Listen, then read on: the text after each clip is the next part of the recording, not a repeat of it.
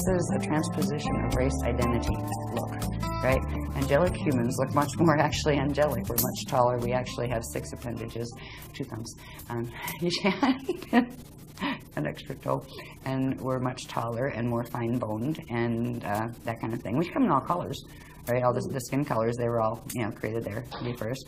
There are people that were much more reptilian, that were in on the bioregenesis or helping the DNA to get its Ascension codes back projects. So now you have like people that are part human and part reptilian, part human, part Anunnaki, part human, part draconian. Oh, it's just like Club Universe here, and that's okay if we weren't all fighting and trying to kill each other. Because if you look at what is happening, what has been happening, our history on this planet, even the part we know, everybody's been trying to kill everybody else to get the land out from under them, or to take control of their power and, you know, disempower them. It's been horrible.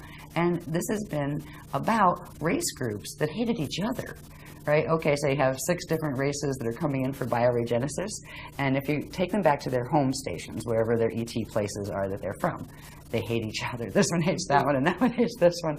Oh boy.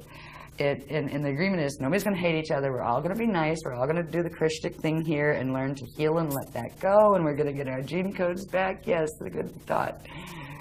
Didn't work that easy because the others raided. As soon as some of their own that defected and came to get the, you know, the healing of the gene codes, the parent races they came out of started coming in and messing with them and trying to get the human gene codes, because the human gene codes are priceless. They had the Diamond Sun DNA, minimum 12 strand. Some of them had up to 48 strands, but they didn't see those very often on the planet.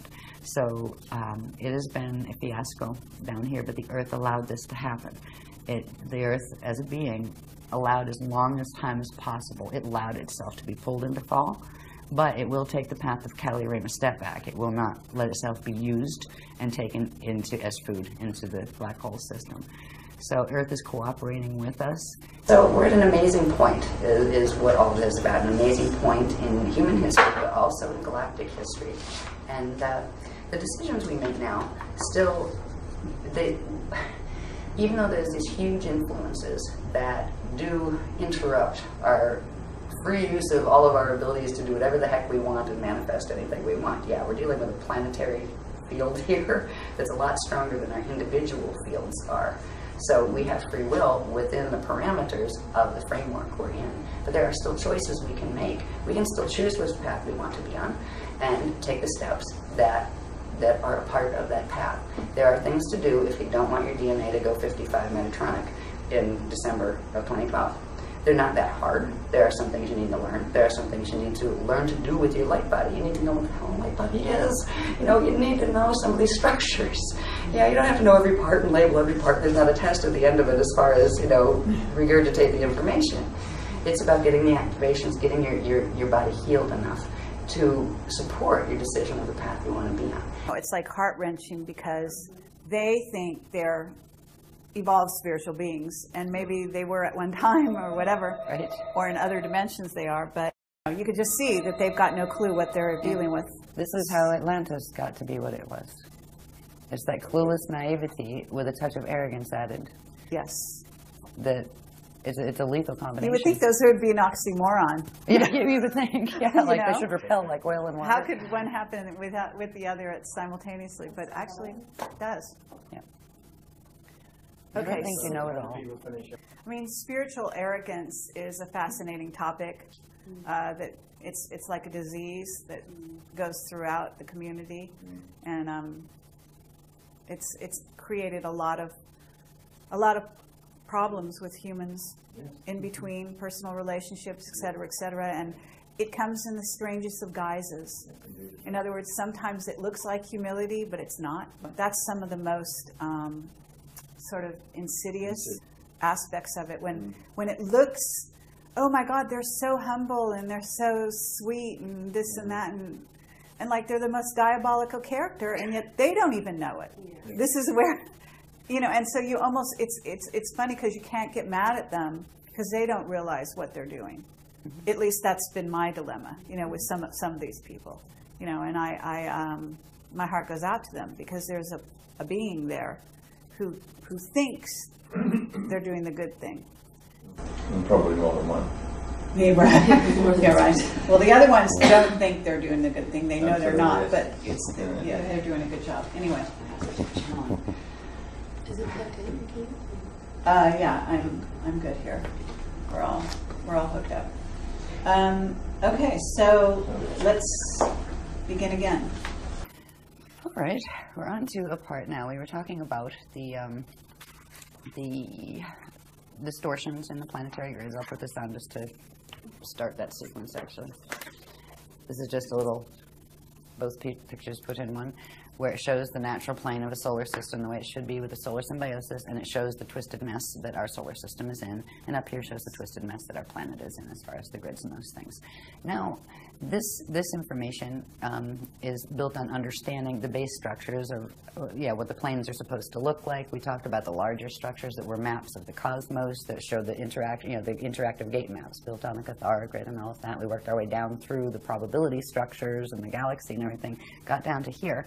The next thing we're going to look at that's key to where, not only where we are, but where we're going, is part of the structures that have to do with the Earth planes themselves. If you take one stellar body, be it the sun or a star or the Earth, there's a set of organic planes that are created, and they're based on, the next one, they're based on a template that looks like this. Now again, we're talking spheres within spheres as opposed to just flat things right on two-dimensional paper.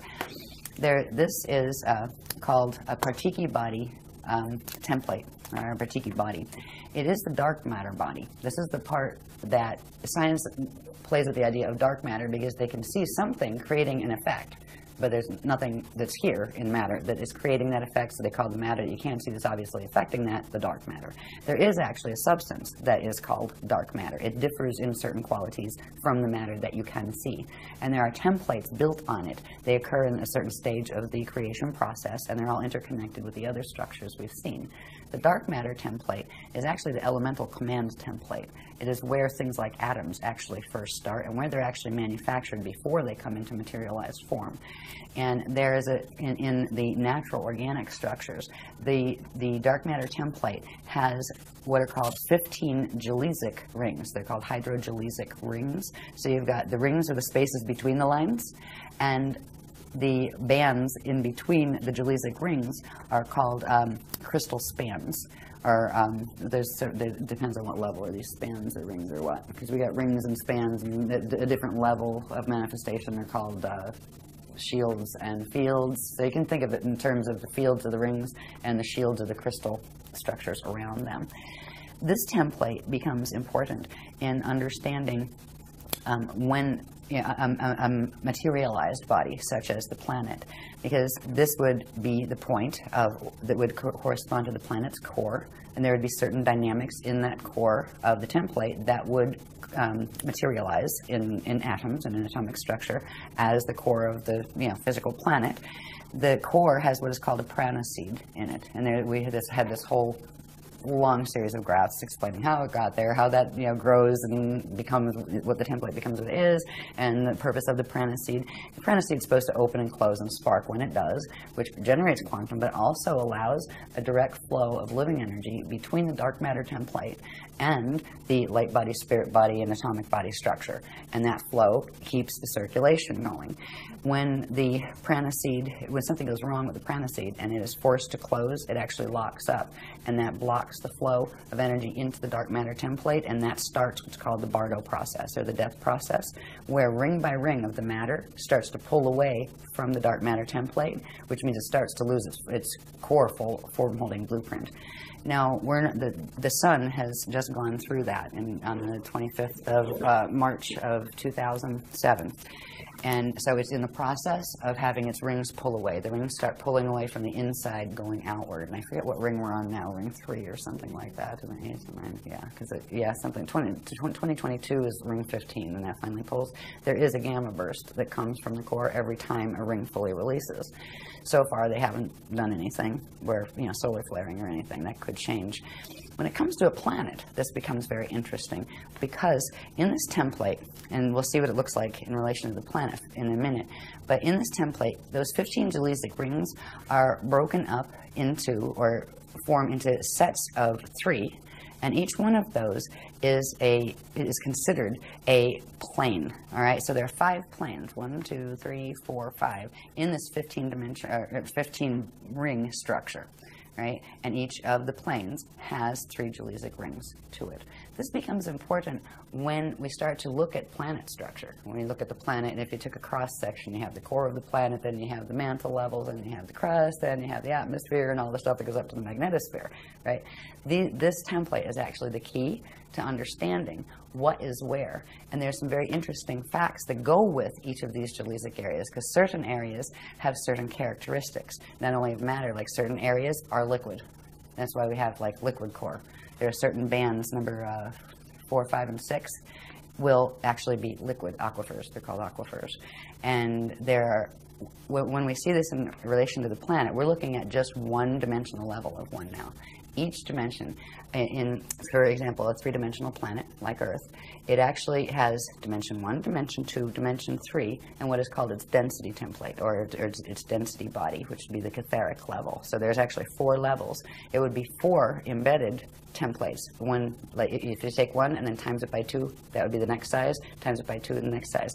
It shows you all these overlapping rings, and in those, it actually gives you a map. If you take a cross-section of it, it gives you a map from the core going all the way up into the atmosphere of what is where, what energies it's composed of, and what doorways exist where, because there are pass-throughs that exist in certain parts of this. There also gives you, once you have the base structure of that, and you're on a planet that has mutations like this one does, with the twisted, the axis is twisted, the Merkaba fields are all a mess, that will show in the template, in the light and matter body template that forms, where the natural structures will have impediments in them that shouldn't be there, such as the net fields that we've talked about. So there are when we see this in terms of the planet, you'll see this structure, but times 4, where there'll be 4 of these, the next one bigger, the next one bigger, and then times 2, till we have 4 of them together, and that will give the planetary template of the planes. So in 1-dimensional level, you have the 15 layers, or 15 rings, and which make up 5 planes. So if you have 5 times 4, that's 20 planes. You'll have 20 planes in 1 density level of a planetary system. This becomes important because in certain areas in between these planes, there are platforms of consciousness that can be activated and are being activated that will allow for safe zone spaces. So eventually those places will actually open, and there will be an interface of planes between here and the hosting systems that we're going into, where eventually we will be able to walk through certain grids, and if your DNA is keyed to it, you will be able to see the other reality field and literally walk out of this one and into that one. And that is what we're aiming for. What we get out of understanding the base template of the Partiki dark matter template is we can first see how, by taking a cross-section of it, this is still just 1-dimensional level of it, but just by taking from here to here, wherever one of those crystal bands, right, crosses the vertical center line, draw a straight line over from it, and it gives you the vertical cross-section. So from a spherical map, you can draw a vertical map, which means starting from the core, going up, you can see what's where at what bands. This becomes helpful once we have it all embedded into the 4 together, so we can actually see what's interfacing where. And there's some fascinating things that are up in our skies, around, besides the Van Allen belts. Because we know where the Van Allen belts are, and I haven't even looked up how far up they are, but that's known by science, right? The inner and the outer belts and the gap between. We can judge the distance of how far up what is, as far as doorways and those kind of things, because the Van Allen belts give us an actual, physically verifiable location to judge the rest. Is it up above it? Is that kind of thing. So these spherical maps, which we're in the process of working on. In fact, we're going to be doing more of those in this workshop than we have ever before, really. And the vertical maps, these are the keys to, if you're going to move into Ascension, where's the first place you're going to go? First, you're going to have to know how to get out of here. All right, I found a Stargate, now what? Right? Where am I aiming for? People do astral projection all the time. Half the time, most of the time, they're going down wormholes and don't know it. That is not Ascension. They are not Stargates. There are ways you can use the facilities that we have organically. We have the organic ability to project out of body, and eventually we can get our DNA up to where we can actually take the body with us. But you want to know where you're going first. There are certain planes that are totally corrupted. There are certain planes that people, when they have, like, say, a natural death here, get stuck in because of the distortions in the light body structure of the planet. So when we start to see the planes, the vertical maps, we'll look at the spherical one in a minute. The vertical maps look like this, which is that cross section, but this is after putting 4 of those layers together. So you see where each of the Jalizic rings overlay, and so you have 20 dimensions interfacing. So you'd have the core, and these are the different things going all the way up. There are certain areas that interface directly, because we talked about before how this Earth has been a hot spot for all sorts of, warring type of activity, because its relationship in relation to the galactic drama, where the star planet called Eartha in M31 Andromeda is directly linked to the host star that Earth was seeded into when it came back out, when it was seeded back out in the Amenti rescue mission, which was Ashale. So you have Earth, Ashale, and they connect through the gates directly into Andromeda. So they were actually, Earth was holding the galactic host for the Milky Way galaxy. That's why it's been never peaceful here. Terra was doing the same thing before it fell. So anyway, these up here, these upper planes that correspond with different layers, I'm not going to read every layer right now, but this stuff is out there, and it's, it's in various different workshops, actually, these. It shows you where the interfaces are, where up in our skies that interface directly with M31, where they are crossover points. There are certain things called aurora platforms that are in between, that are platforms that go through that space that I had mentioned. It's called the aurora continuum, that is between the outer domain radons and the middle domain edons, right? It's that transharmonic space. And the aurora platforms are there, and they are beginning to be activated now, because they will allow for a host that allow for ascension going through, instead of, because you can't go vertical anymore, because the gates up above have fallen. The Terran gates have fallen in the Pleiades system, and the gates up above that, the Gaian gates in the density 3 system, have fallen. This matrix is falling, and you can't go vertical because of that unless you want to end up in a fall system. So knowing where the plane structures are in our literally right here at home, this we don't have to go all the way out into the middle of the galaxy to find. It's right here, right here on our own planet with us. There are certain interface points where we have the liquid aquifers, we have the crystal core, then there's something called the flame field, which is like a thermal vapor. Then there's a void space, then there are the aquifers. And whenever you see the aquifers, they come in at the 4th, 5th, and 6th Jalizic layer in those templates. So they'll appear a couple times because you've got 4 of those templates now, right? So these are the deepest aquifers here.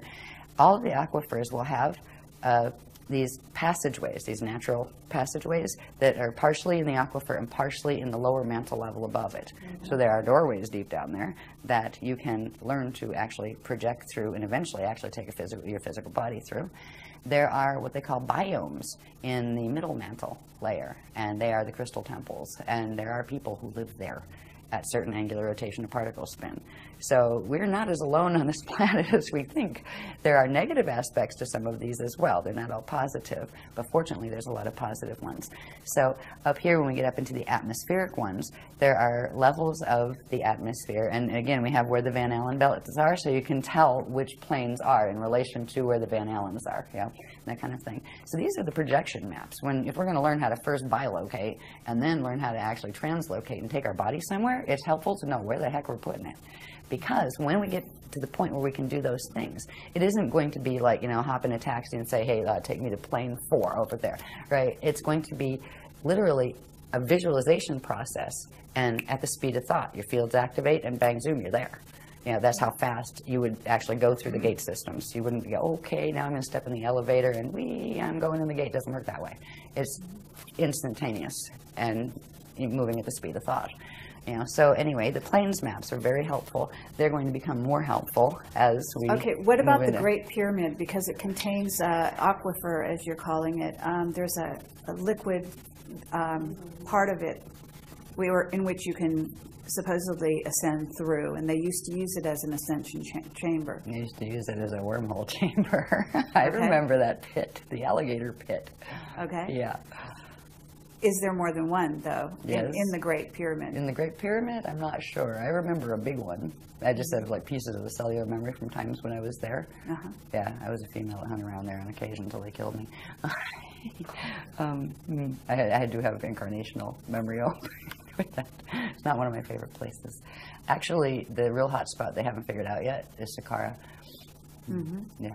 There's actually more under there, but there are direct portals under Giza. You know, Gate 4 is in the Giza complex, and it used to. There was always a fight over that one. It was always one of the Amenti gates. Oh yeah, it was. Yeah. So it is now interfered with. Oh yeah, and has been for how long? Forever. It's actually where they moved the Ark of the Covenant passage in. When around 9558 BC period, when the final islands of the Atlantean continent had gone under, that's where the Ark of the Covenant used to come down. That's a portal passage that goes from here all the way up to Andromeda. And they literally shifted it into Giza. And then, of course, Giza became a real hot spot to try to have the other guys take it away from you and use it for wormholes, which there was always fights over it. There were ways to open it that would lead to the Ascension chambers, and there were ways to open it that would lead to the wormholes, and it was always very testy. But at this point, the Amenti gates fell in 2003 to wormhole control, the wormhole people control.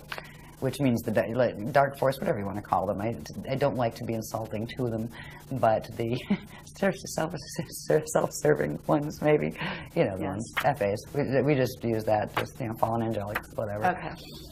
But yeah, Giza is intense, but Giza's gate is taken over. It's one of the Amenti ones that's taken over, and we've actually had to recently assist the Guardians in bringing a portion of the Ark of the Covenant passage, literally shifting it back using Christic Merkaba mechanics back to its old Atlantean location, which is now in the water.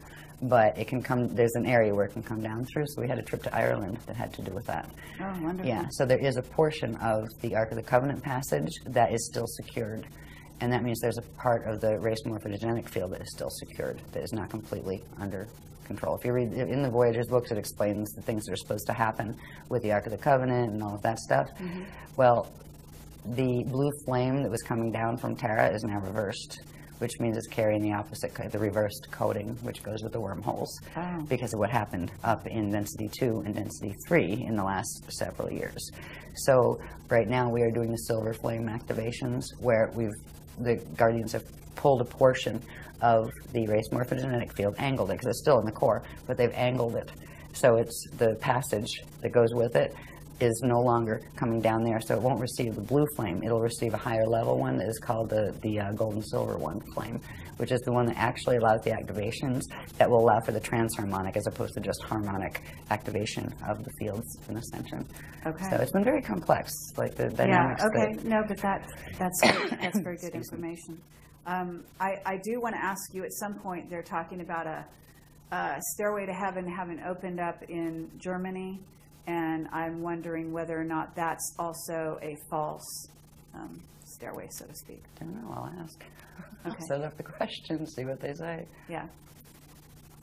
I don't even know where I got that information. They just commented, they said, we'll talk about that later, remember Transylvania? Right? Yeah, because it seemed like an unlikely place. There's another one in Romania or something, Transylvania, that has recently been found in the last number of years. Somebody sent me a book. Yeah, Sarah sent me a book on it because she wanted me to know about that, and I asked the beloveds. And these things are I think, these are connected to the things we're going to learn about in this next workshop, that are the 12 plus 24 of the ancient Arrow sites that originally were Guardian sites, but some of which got compromised. So I wouldn't doubt that it has something to do with that, but I haven't heard anything about it yet, but that doesn't surprise me. Half the time it's like, you just heard about it, and here's the dispensation. That goes that way. So we'll see if it pops up. But, if not, I'll put it on the list of ask them about that, and if they want to comment, they will, and if not, they'll say not at this time. I don't think that this is a positive. That was my understanding, is that it's been created, actually it's been created by governments that are working with probably with the service to self group. Yeah.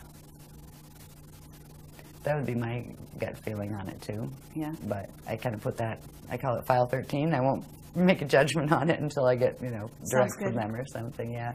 But I wouldn't be too hopeful, As far as all sorts of things like that, at this point, you're just going to go, yeah, right. Here goes another, FA activation. Great, another wormhole's activated. Great, they're doing another big meditation. Oh, wonderful. Well, they're also, supposedly like an insider. They're selling tickets to. I mean, it's crazy. Not literally selling, but for insiders and so on and so forth. And it's just a piece of information that I got. I can't even remember where. I remember one person who was doing these, secret, big, important meditation groups with her ET channel people, and you were required to send hair for DNA. Like I went, no thanks. That's not a positive. Right. Yeah. Anyway, to each his own. I'll stick with my diagrams and the guardians. When we get through the structures that we were talking about in the vertical maps and look at this in terms, now there's just a black and white copy, I don't have this in color yet, but these are ones we're just actually bringing out in, we've brought out the material before, but the diagrams you could actually read because they're clear enough because they typeset them for me. This is showing the spherical map, right? And we saw the little one before that was just like a cross-section, right? This is showing the spherical map. And when you look at these more closely, I'm not going to analyze this here. There's other things that, we've gone in depth, other workshops have gone in depth in these. But here's where you'd have the Van Allen belts coming in, right? So that gives you, all right, that's up in the air. Coming closer down here, this is the D2 crust. That's what we're standing on. The D2 area, we are actually in D2, all right? That's the telluric realm, and that is what we perceive as solid from the state of mind, the D3 atomic level. So we always see, you see as solid, what is exactly one dimension below your state, right? And we are stuck in the D3 state because of the DNA, so we are seeing the D2 level as solid. So this is the D2 crust we're on. This is then you'd have the level of the mantles going down. You'd have the aquifers inside there. The crust level always shows up at the outer ring around the 9 level, right? And that always shows up at this point inside of one of the Cathara grids, and that applies all the way up. The mental body layer of the planet, this is the physical emotional body layer. The next one up would be the D3 grid, that's up here, and there would be the specific areas where the crust of the mental body is, where if you went into the atomic state of matter, that would be physical to you. If you went into D4 or even density level consciousness, which is the one step up, you would see that as physically solid. Right? These are reality fields that are going on around us all the time, and they are populated as well. Right? And sometimes we get visitors from them. Not all of them are positive. They started out that way, but there are these things here. 1, 2, 3, and there's actually one that runs up in here. These are net bands. We've got the, which one's that? The Dermanet? Yep, the D1 Dermanet, which is an etheric net. That runs where, let me see what levels this is, because you can find exactly where they're running. Let me find my crust again. That's the D1 crust. Sorry about that. This is D2. This is a little bit blown up from the smaller map I was working with. Here's the D2 crust. That was the D1 crust I was showing you before. This is the D2 crust. The Dermanet runs literally halfway down in the upper mantle and halfway up to the ozone layer. All right. That is one of the frequency control nets that are controlling our DNA, our minds, that we're getting broadcast. You wonder where channels get their information from. Yeah, it's the intranet, actually, and that one's up here. That's the D2 level. That's up in the atmosphere, a bit higher than the ozone. Here's the ozone layer, and here's the thermosphere area, which is the inner atmosphere below that, right? So moving upward, we have the next net, and that's the intranet, and that's where the channels get most of their broadcasts from and all of that kind of thing. They're canned broadcasts, many of them. These, if you follow it around, where's the Van Allens? The inner Van Allen's there. So this is right in the beginning of the Van Allen gap, right? So it's showing you. You can tell where these things are, where they're coming from. This is what the HARP stuff is all about, and various things like it. They are getting these things activated to kick them up for full throttle when they try to roll the planet, and that's what they've been. All this technology has been trying to aim for, was that final extinction, which they're not going to succeed at yet anyway. Hopefully by the time they get to around to being able to activate this Merkaba and making us extinct, we'll all be gone anyway. Right, bye. Took the spanner gates out. So up here we have, this is the one that corresponds with the next level, which is called the density grid. That's the etheric level of matter in the planes. This one is called the ego net, epigenetic overlay net. That is the one that controls the chemical sheath around the DNA that actually tells the DNA what to do. So these are the biocontrols that are being used. When we have psychotronic warfare and things like that, where we're getting zapped with stuff, I mean, these are the nets they're coming through. There's a whole other set of technologies on planet that go with this. It's called the Caduceus network, and it's a perversion of the natural structure of that figure-8 shaped Navajo gate. They've learned to tap some of the energy off those and twist them into the Caduceus shape, right, and run an artificial free energy system off it. And that's why we never got excited about the free energy system, because on the planet Earth there isn't such thing as siphoned energy that is being taken off the gates and helping to kill the planet more quickly because of the distortions on the planet.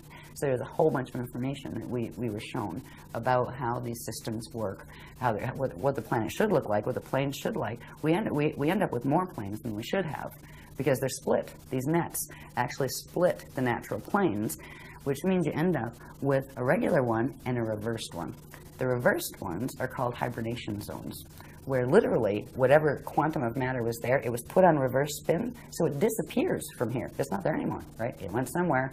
It's in the same place, but it's on opposite spin, so it appears invisible. This is where you have places like Shambhala, Eartha, all the other little channel control matrices that have been working wormhole systems in interacting and controlling here. Olympus was another one, yeah. So all of these things, when they started showing us this, it was just like, oh my God, right? Right, that kind of thing, you know? It was heartbreaking. I was quite just bummed out about it, but also excited about understanding the planes. And of course, they never tell us anything that's really, really depressing unless they first give us the antidote. They're really good with that. They'll usually tell you the good stuff first and then show you what needs to be done, and you go, oh, okay, and then, oh, by the way, and that's because of this. You gotta go, oh, yuck. So you know, where you might go, and not even pay attention enough to learn the good part if they showed you all of the negatives first. But what's happening with those groups is that you've got their energies going into those particular grids and being siphoned off, in essence. Mm-hmm. Yep. And they're also being used as beacons to send energy in to the remaining grids here to control them. The people don't know they're being used that way. They're being used as energy conduits to help literally pull the planet into a black hole. And that's really sad, because most of the people who are being used in that way, it would be the last thing in the world they would want. Right. You know, because they mean the opposite, and that's really sad. But there's also a lot of the people in those groups that are actually incarnated out of the soul, the FA soul groups. Mm-hmm. And some of them, once a being incarnates, though, it has free will, even if it's out of a non-free will matrix, mm-hmm. which is always a risk. When the FA groups decide they're going to incarnate and put their little soldiers on the planet, their soldiers might rebel when they realize, hey, we can make better choices. But they still have the DNA link, where they'll have a fight in their head. You know, one part of them pulling in this way, the other part that way. It's really, really difficult for people who are born with greater degrees of Illuminati gene code, because the Illuminati gene code is what plugs into the FA matrices, mm-hmm. and nobody ever comes in alone here. We all have, you know, we came from someplace, and we all have family groups and that kind of thing. Mm-hmm. And if you happen to be out of an Illuminati family group that's a control matrix that doesn't give you free will and that kind of stuff, they will give you a hard time if you try to escape from them here, but that doesn't mean you can't. Because you can, and there are certain things you can learn to do with your bioenergetic, I'm talking so fast, I'm tripping, with your bioenergetic field that will allow you to slow down their ability to push you and to make sure they don't come in your body and just take you over and that kind of stuff, because they can do that. And it's a pretty standard way of how Illuminati deal with their, you know, renegades. They don't give them a chance to be renegades. So anyway, these planes are here, but they were the negative ones. The positive ones are here. There are these aurora platforms that connect into the aurora continuum. And we've been progressively giving technologies and techniques to work with our biofields and, you know, in our bodies and our various levels of our bodies to bring in the currents that will allow us to begin to be able to go into these spaces, or actually more so open up these spaces where they're in the same place as the other spaces, but you could have two people standing next to each other, one activated to this time wave and one to that, and they'll see completely two different things. Right now, we're all seeing the same thing because we're all stuck in the time wave that's being run by the Metatronic clock down here. As soon as this other time wave starts coming in, there will be another option. And if we work with technologies that bring that other time wave into our bodies, that's why they give us techniques. I mean, every workshop, there's tons of techniques. We must have thousands of techniques by now, I think. You know, to progressively help to fix this part of the light body, then this part, piece by piece. We've been putting ourselves back together, you know. But eventually what this will look like, what slide will look like, is you'll have yourself activated to a certain level, and you will see a gate, and the person next to you won't even see it. You'll walk through it, and you'll disappear, and they won't know why. That kind of thing. And you'll end up where you would, there's a place they're going to have that's actually called the mirror ball zone that we're going to learn about in this coming workshop, and I just know a little bit about it, but enough to know what its end result is going to be. There's going to be a place with the higher Earth planes that we've talked about that are invisible to us right now because they're on the other side of the nets. They're free from the nets, and we just don't see those matter layers because of the nets. There's going to be a place where part of those planes blend with part of our planes, and there's going to be a blend field, and if you have the activated blended time wave, you will be able to see both and switch between them, which means you would be able to slide from one reality field to another. And that is the first step in ascension from here. The next step would be getting to the point where you could make it permanent, because as long as your body is still partially running the time wave here, which means as long as you still have that cell donated by the piece of cell from your mother and your father, as long as that cell is still there and not released, you will be bound to the time frame of the planet in which that conception occurred. Right? So first we learn to slide, and then we learn to span, which is do the transfiguration and free that. So we are literally free to go into the living universe through the ascension passages. And that's what we're working on. It's the real deal. And I know it is. I remember teaching this in Egypt. I remember teaching this in India. I remember teaching this in Atlantis and in Lemuria and on Procyon. And you know, it's the same thing we've been teaching over and over and over. It's the same thing that Jeshua tried to teach back then in the Jesus period. That was the person they call Jesus in these days. It was the same thing that before him, there were people in India that were trying to teach.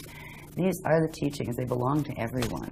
There's not one religion that they're a part of. They're the original legions of the Christ, which were the original, not just the CDD plates. The CDD plates themselves were just one part of the translation of the universal knowledge. There's a higher level of those plates that are called the something or other Alhambra plates that are from M31, the Alhambra plates. And they're crystal discs, actually.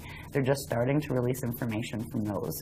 When the solar crisis happened and it went into evac, they started bringing in the higher level information that had to do with the spanners, gates, and all of that stuff, because you weren't going to get out on the regular level of vertical ascension. You had to do the go in between in the aurora zone.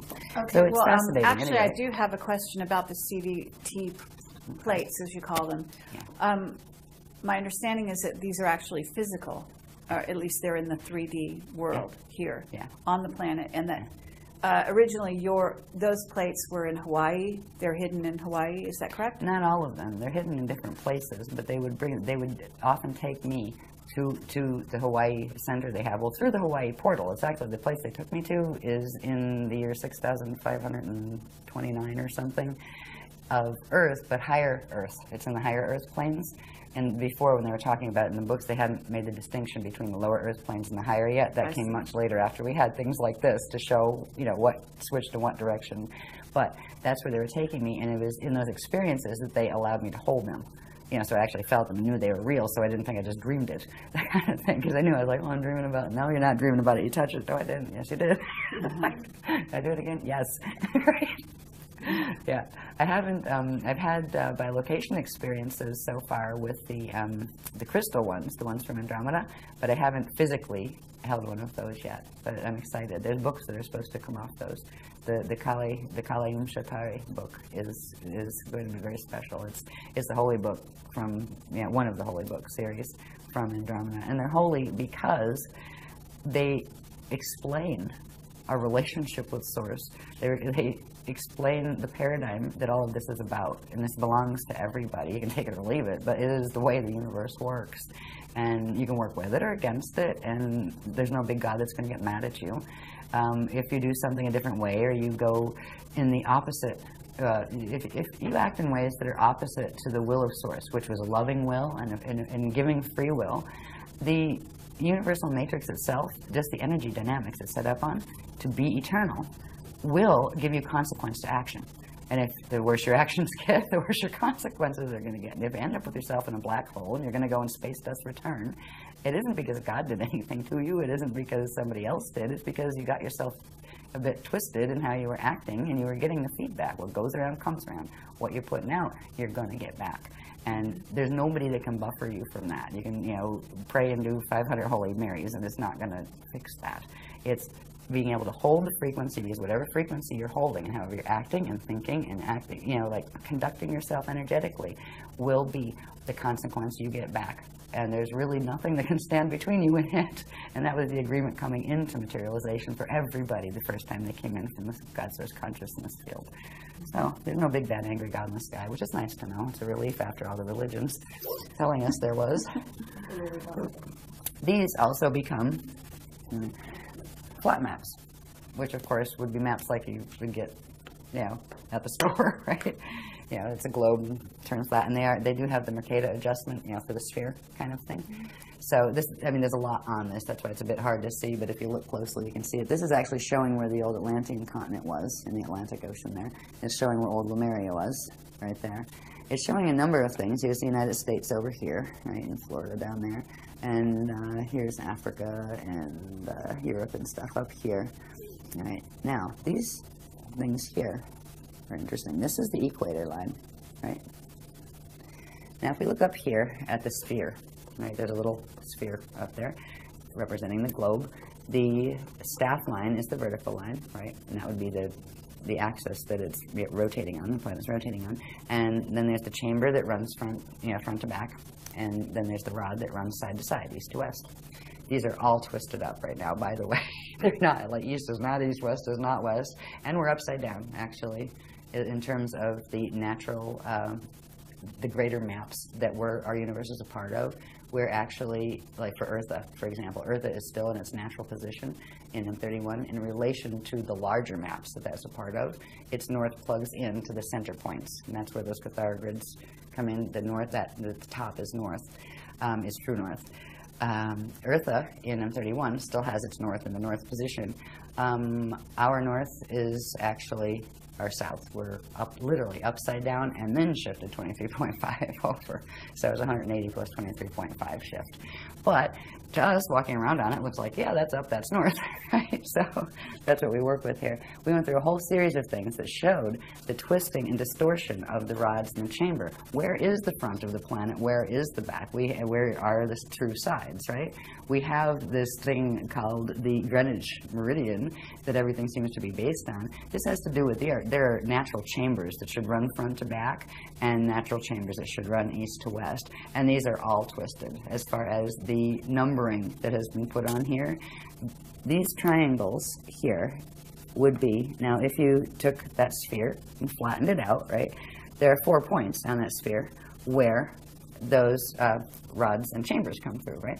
So you would be able to chart them. They come out along the equator line. If you looked at that, like I just put it in an angle so you could see that there was 4 chambers, right? So there would be 4 opening points. They're called fontanelles, where these chamber energies come through the front and the back, the sides, and also the top ones. So there are 6 fontanelles on the planet, 1 on top, 1 on bottom, and 4 along the equator. These are actually spinning vortices of energy that under certain conditions these are supposed to be interacting with the natural sun that has the same thing in the solar symbiosis cycle.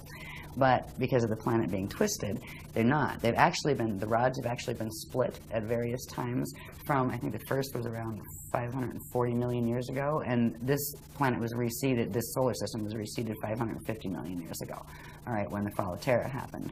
So it was very soon after that, in those type of numbers, that they first started to mess with the rods and started to shift things.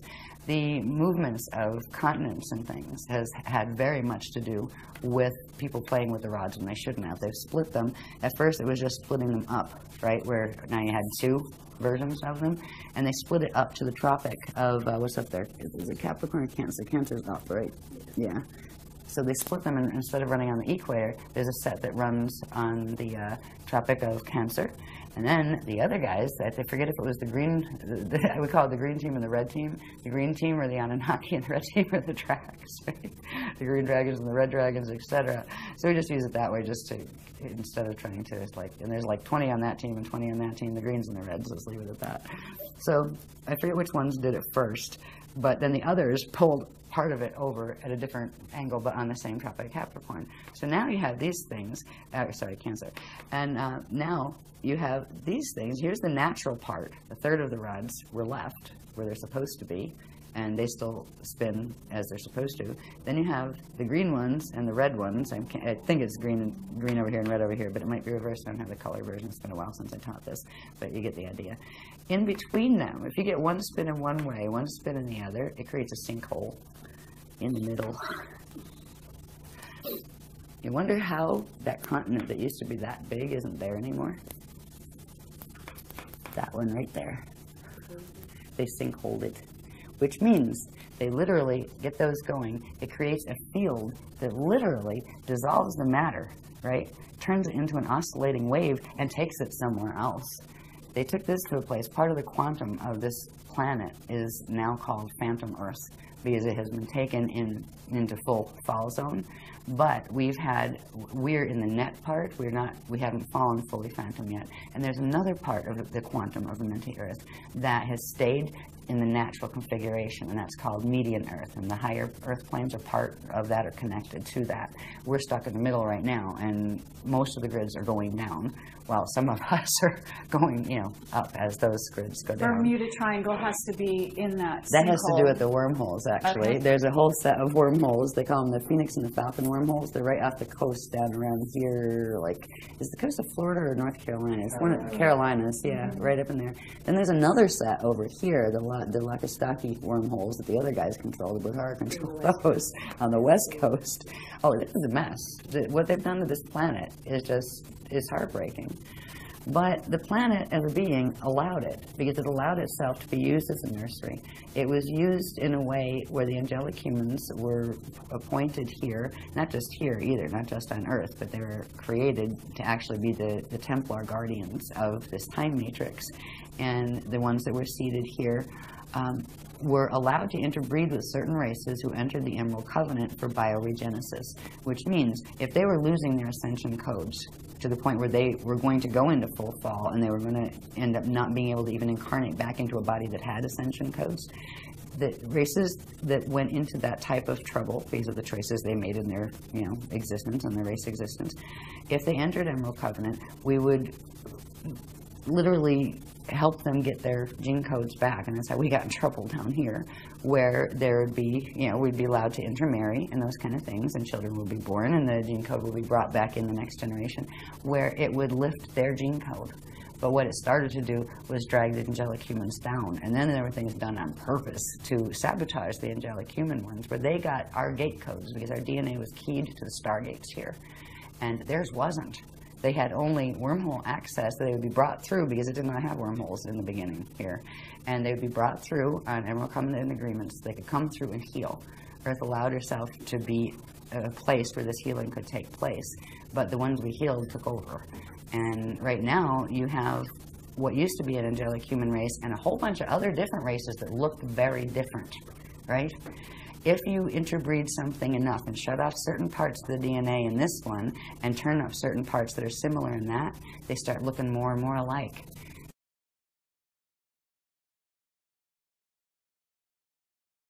This is a transposition of race identity look, right? Angelic humans look much more actually angelic. We're much taller. We actually have 6 appendages, 2 thumbs. An extra toe, and we're much taller and more fine-boned and that kind of thing. We come in all colors, right? All the skin colors, they were all created there to be first. There are people that were much more reptilian, that were in on the bioregenesis or helping the DNA to get its ascension codes back projects. So now you have like people that are part human and part reptilian, part human, part Anunnaki, part human, part draconian. Oh, it's just like Club Universe here, and that's okay.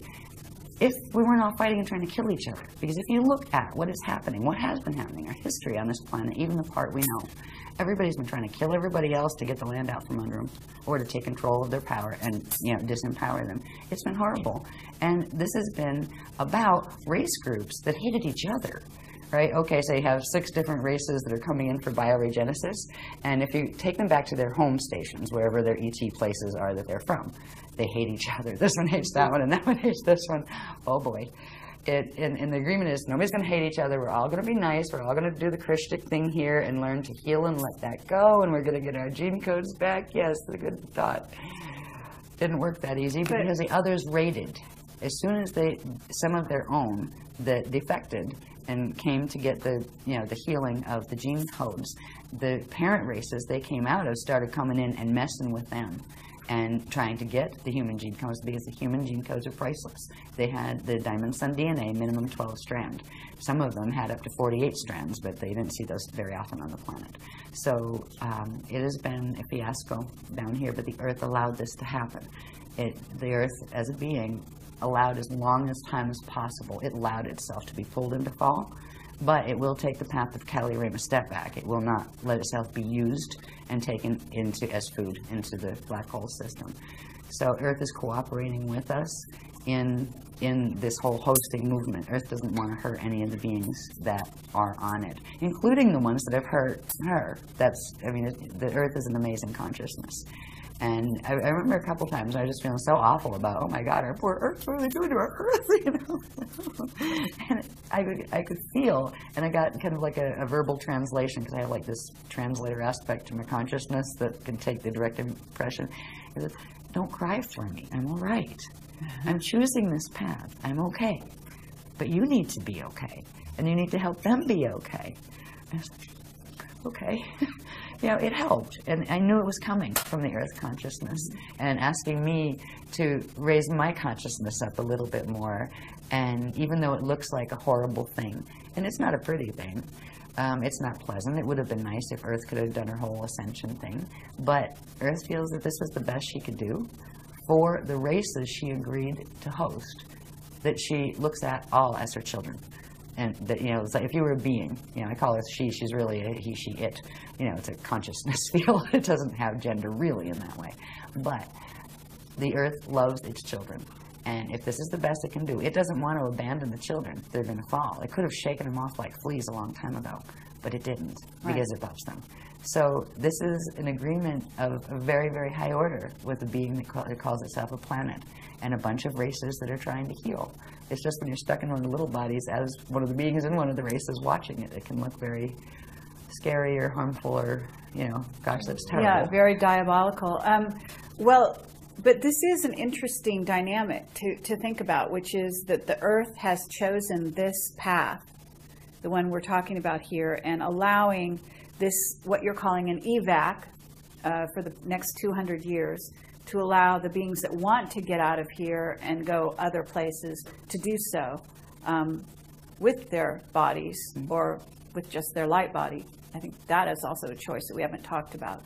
Well, right now, we still have the potential to heal the gene code enough where we can actually do physical ascension. I understand. That will change very abruptly on December 21st, 2012.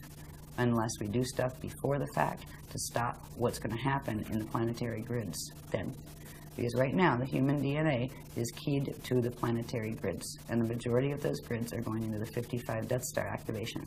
It won't complete, but it will be enough to shut down the ascension codes in the biological bodies permanently. But I do know that somebody, might not be our group, we might be too old and tired, honestly, I don't know, because you know, use up enough of your quantum, and even if you can get your, you know, put your DNA back together, you're just too bloody tired, right? So it's easier to bardo out and just get your spirit out and free yourself from the body, yeah. So we're not sure it's going to be, you know, our group, it might be the next generation. Sure. But there needs to be a group that does this, because if not, the human race will become extinct. If there is not at least a breeding set brought off planet physically with the ascension codes restored, what the human race was will no longer be, because it will have been mutated into something completely different, and those potentials will be lost. It will become extinct. Now, the consciousness will go in various places, but the race as a line in and of itself would become extinct. And that is not desirable, because there are still a lot of beings in the cosmos that think the angelic human race was a pretty darn good race. The Anunnaki aren't too thrilled with us, but there's a lot of beings that think it's a prototype gene code worthwhile having. And so somehow, there's going to be at least a small group of people who do get off into full ascension, get off this planet into full ascension. The rest will stay here. Some of them, after the gates close, the planet's still going to be here. There's still going to be people on it.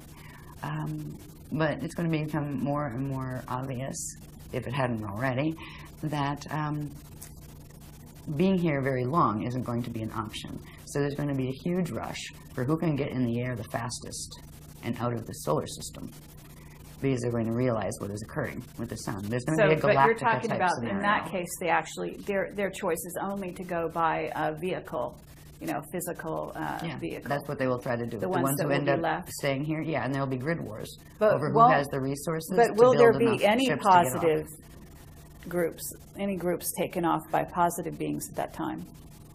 Right in at the vehicles. end. The vehicles would serve one purpose. If a being didn't have the ability of the DNA to pass through the gates, but still it was close, there's a certain level of protection and kind of like atmospheric support that the vehicle, especially the plasma ships, which are different than just metal ships, that they can afford a being. But they can't be permanent. It has to be a being that would be able to, if you get them through, they have to be able to move through and hold the chain on the other side, right? So it would, if they could do that, yes. If not, they would just assist them off. Once the body died naturally, they would assist the soul out, or not the soul, because the soul's on density too, the consciousness out of this level. All right, so, but that's 200 years from now, as long as everything holds. Okay. I'm not going to spend a lot of time on these. I just wanted to show the fact that they exist and how these pieces fit together. We're down on the planetary level now. We looked at the planetary rods and the split rods and how they form sinkholes and all that kind of stuff. There's specific locations, longitude, latitude, of these things that, this information is published. I think this was it's one of the Sliders' more recent workshops. I think this was the Ireland workshop. But if you take one of those, those 4 fontanelles, right, where the rods or the chambers come out, each one of those points is a very specific point on the planetary grids, and longitude, latitude can be found. So we do have the longitude and latitude of those vorticets. What they do is, through the planet, they actually come together, right? So you'd have this vortex on this side and the other one on this side, and when they make them spin, there's supposed to be a natural spin to them, but when they make them spin and they send them in the same spin set, and then send the other set of them into the opposite spin, they can actually crack the plates at the equator and shift wherever they want.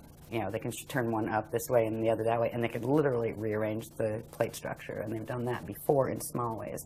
What they were planning to do in 2012 was the final one, and it would have ended up in the one extinction that did take out the humans this time. They took us out twice before. This is the 3rd seeding and the last one here. But there were 2 other seedings of the angelic humans here that there were remnant taken off, and frequently in ships. They got some of us out through gates, but there was also some ship pickups because it was fast, and you had to get them out fast before they weren't going to get out. So it's another one of those dramas. They didn't use the rods in either of those extinctions. A little bit in the first one, the 5.5 million years ago. They call it the wall in time. They used them, but they had tried to decimate the humans first, and whatever was left was taken off planet before they moved the rods at that period. So what we're dealing with is this amazingly huge set of mechanics that is so far beyond what our science can even fathom right now. They don't know what a fontanelle on a planet is. They don't know what a rod is. They're just saying, I think there's something called torsion fields. Yeah, tube torus fields. Right. Yeah, we'll talk about torsion fields in a minute, because it's the torsion fields that aren't natural. Merkaba fields are natural, but unnatural Merkaba fields can be generated to create torsion fields, which are external vortex sets that can harness things and move things, and that is what is part of the Atlantean Death Star Merkaba structure. So when we talk about the rods and how they work as vortex sets, we also talked about briefly that this one, the one that goes east-west, or left-right, through the planetary body is the rod. The other one is called the chamber. It has the front and that goes front to back.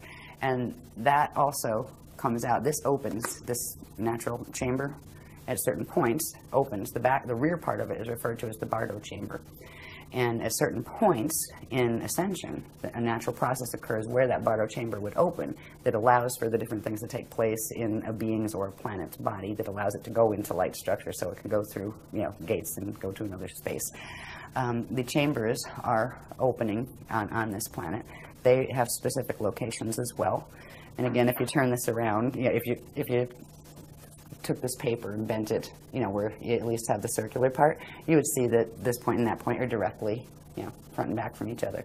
What's funny is we had to do the calculations of where is the real front of the planet, because it's all twisted. The Greenwich meridian is not the natural front, back, or sides, and we have the calculations of what actually is the front and back and all of that. That matters when you're trying to line up angular rotation of particle spin with certain planes that are not in the net. Because if you get it going the wrong way, it'll go into the matrices that go with the wormhole structures. So they were teaching us the basics of understanding these things, so we understood what directions our particles needed to learn to spin in. There was a time we were hoping to get some of the planetary grids out of the fall, where literally some of the quantum from here could be shifted, and it would almost look like, well, it would look like in the other places, in the higher Earth spaces that are also physically manifest, it would look like new islands appearing, the land grids that we could get out. The chance of doing any of that now is very, very slim because of the thing that happened with the sun, the solar issues, and also the activation, the 55 activation that's going to take place in 2012. That can't be stopped. If they tried to stop it, it would actually implode the core, and it would all be history. So the chance of getting grids through is not, like, as far as planetary grids, is not high. There may be little bits that can come through here and there. I get a feeling. I don't know, I haven't talked about it yet, so it's maybe a potentiality that's still on the board, but they're not going to talk about it until it becomes a stronger potentiality. But as far as the planet will go its course, it's chosen its path of Kali-Rama, step back, and that's good. That's better than Kali-Dima fall. Because, it's like, okay, I'll work with you, the consciousness on the planet to a degree. I'll take this much, but I'm not going there, right? You want to go there? That's your choice, but I'm not going there. There's a whole bunch of people and a whole bunch of Illuminati races here that they don't have an ascension code left in their bodies. They're not going to make it out in time. They need too many generations to regenerate those codes, and there's only 200 years before the gates close. A bunch of them are choosing also the path of Kali-Rama, step back, where they will go through their natural Bardo process and then go back through the Ring of Fire, back to the Edons, and then come back out and try again. And that kind of stuff, where you come back out and you're not in false status anymore. Then it's kind of clean slate, and okay, your choices again will bring the consequence. So you have a chance to get the ascension abilities back, but you come back to where you started, like the frequency level where you started. So it's, you don't get to like come back and I'm up here now. No, you'll come back in the same frequency zone that in the outer domains as you left in Kali-Rama. So we're at an amazing point, is what all this is about, an amazing point in human history, but also in galactic history. And the decisions we make now, still,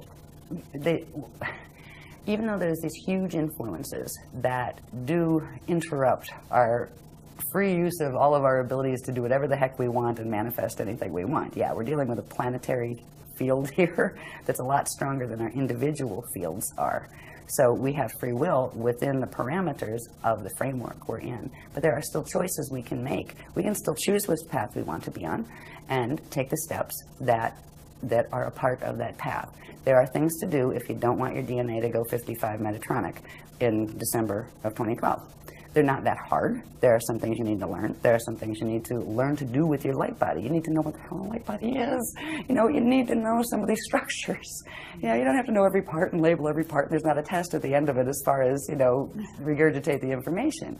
It's about getting the activations, getting your body healed enough to support your decision of the path you want to be on. There are people who will be more comfortable with the path of Kali-Rama.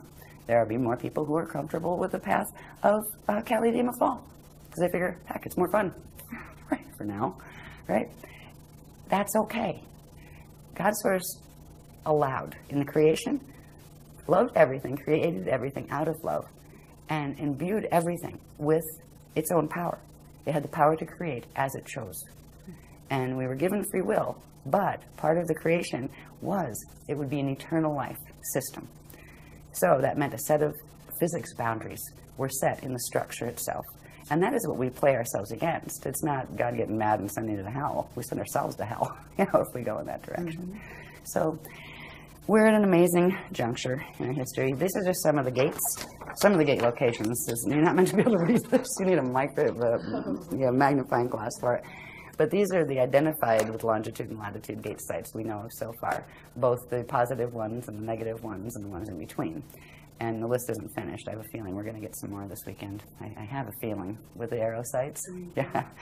So, but is it possible for you to name some of the major ancient gates that are active or becoming active?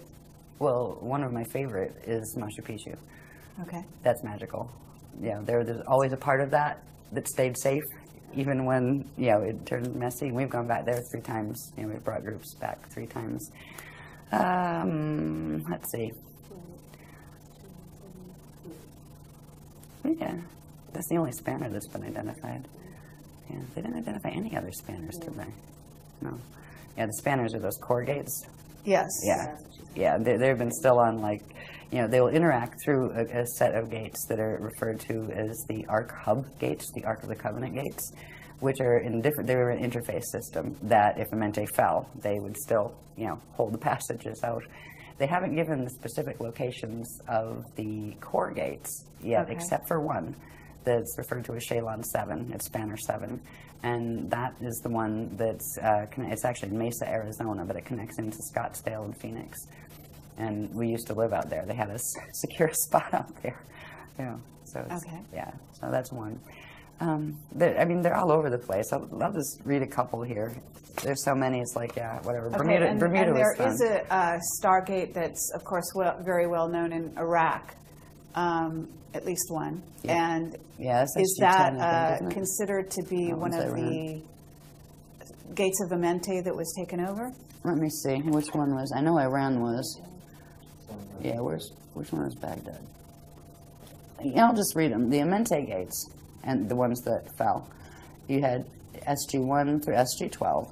SG-1 it's in, Halley at the South Pole. That's South Pole. The other one, we're sitting on it, Sarasota, Florida, the Grual, and that's a control gate, and that's why we're here. That's one that we still were able to keep interfaced with the other interface systems where they couldn't take that, because that's a control grid for here. This used to be part of the Atlantis region in the ancient days. Then there's another, SG-3 is on Bermuda Islands. SG-4 is Cairo in Egypt, actually. Egypt, Giza and Cairo in Egypt, in that area.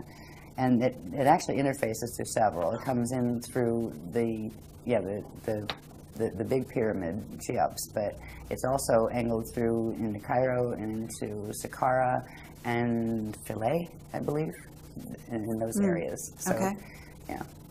Machu Picchu is Gate 5. In Moscow area, Russia, is Gate 6. Lake Titicaca, Peru, is Gate 7. And we went there, too. That was interesting. SG-8 is in Xi'an, China. SG-9 is in Bamtao.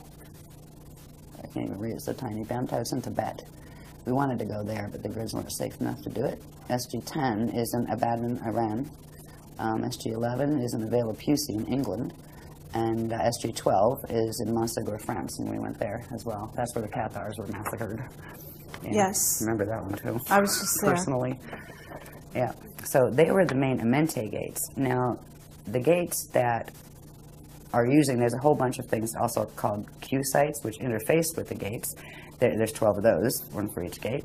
There's gates that connect into the parallel Earth stargates, which now are under the control of the fall force. There were let's see who else we got here. The ones we are using now, there's a couple sets that interface. They're called the Ark of the Covenant hub gates, or the Ark hub gates, and the Polarian gates, which are a set of Polarian gates that interface through that Aurora time continuum that I was telling you about. So let's see, where are we? Oh yeah, and there's the Trinity gates. They're the ones that actually will step down to a D3, because most gates you need a minimum of a D4, but usually D6, six-strand activation to take a body fully through. But the Trinity gates were designed to actually, if you had third-strand activation, you know, the three-dimensional consciousness, you could still go through them and go into safe spaces until you could get up to six-strand activation so you could finish the process. The Trinities are, this is so tiny, let's see. Trinity 1 is Malibu Beach, California, Malibu. Trinity 2 is Belize City, Belize, in Central America. Trinity 3 is off the southwest coast of Goa, India. 4 is Staten Island, New York City. 5 is southwest of something I can't read, in Tuscany, Italy. 6 is in the Andaman Sea off the coast of Burma. And that has something to do with a number of years ago, there was a tsunami or earthquake or something out there because they did something to that gate. The other side did. Okay, but these are the Trinity gates, and you're saying they only require three-strand Yeah, DNA. but they also require to be plugged into the other ones, the larger gates, the arc hub gates. But the Trinities are like a step down for beings that won't, you know, if you had to use the gates and you only have three-strand activation, you'd spontaneously combust your body if you went through, you know, a gate that your DNA is not activated enough to hold the frequency of. Okay. Yeah. And let's see. So, wait, I don't know if the hub gates are on this one. I think they put this together before. Yeah, the hub gates. We have a whole book on the hub gates, actually, a whole, like, okay, and the nature of the thing. hub gates is what? Well, they're the arc hub gates. They run off the Ark of the Covenant portal passage between here and the Andromeda Galaxy. All right, Okay, so they require 5-strand or 6? What were they? 12? Yeah, their base is 12, and for anybody to get 12-strand activation here, yeah, 200 years, not highly likely. That's why the hub gates, certain beings that come in with certain contracts would be able to use them if they were fully activated. But what they're doing with those, if we get those activated on the planet, which they have done, then they can plug them into the spanner gates, which you need 24 strands to be able to pass through alone. But then they're plugging them into the Trinity gates, which steps it all down. So the Trinities would allow passage of someone that has average, you know, DNA activation levels. So there's a whole bunch of, the dynamics are very specific. You know, I mean, a lot of when the Zetas were doing abductions, you know, earlier in the, you know, a couple of years, 20 years ago, they were like trying to figure out exactly how do you calibrate that beam, because they were losing people in flights, right? Oh, let's grab that one. Oops. I mean, seriously, just vaporizing people, because it's all about frequency. It's all about electricity and how much electricity the body can hold and handle. And what we've been doing for 10 years is progressively building our body's ability to hold higher and higher dimensional frequencies. And now we're bringing in the transharmonic frequencies that come in from the Aurora continuum. So it's really the courses or the techniques that the Guardians have been giving us are the fastest way to get your light body, spirit body structure healed and your DNA activated, because they are working with the highest frequencies that are available on the planet. But if you want to do a path of fall or something, it's not going to get you there. You know, if you want to go Metatronic, you don't want to do these techniques. Sure. Yeah, seriously. If you want to go, you know, play in black holes and do a Battlestar Galactica scenario and, like, you know, have soulless robots roaming around or become soulless robots and try that out, well, that game is, yeah, do the Metatronic Merkaba, because that's what it'll get you. But if you really want Ascension and find out what try to remember what it's like to live in a free system. This race has been raised, especially the third seeding, under no freedom. This has been a prison planet and a warring planet. It isn't like this everywhere. There are places that just aren't like this. And they're not socialist government and they're not communist. No, they're synocratic, where people just get it and they act pleasant toward each other, and they wouldn't hurt each other, and they wouldn't hurt another being, and they wouldn't hurt the planet, and they make decisions based on that love. There are places, in fact, the majority of the places in the cosmos are like that. We are in an exception system where all sorts of the extremes of free will have been allowed to be tested. But we don't always have to choose to be in that. But once you're in it, you need to finish the cycle and get back out, or you can get ensnared in it. So that's kind of where we are. That's why there's no hostility toward the people that are choosing the other paths. It's usually them being hostile toward us for pointing out the fact that that's what they're doing. It's like, sorry. Anyway. Yeah. Right. See, because if they had it their way, they would do all the twisted mechanics, have everybody on the planet thinking that was great and doing it, and they're taking the free will away from people to make a conscious choice. We are showing, look, here's this body of information, here's that one. Compare them. See which one makes more sense before you just go jumping into any one of them.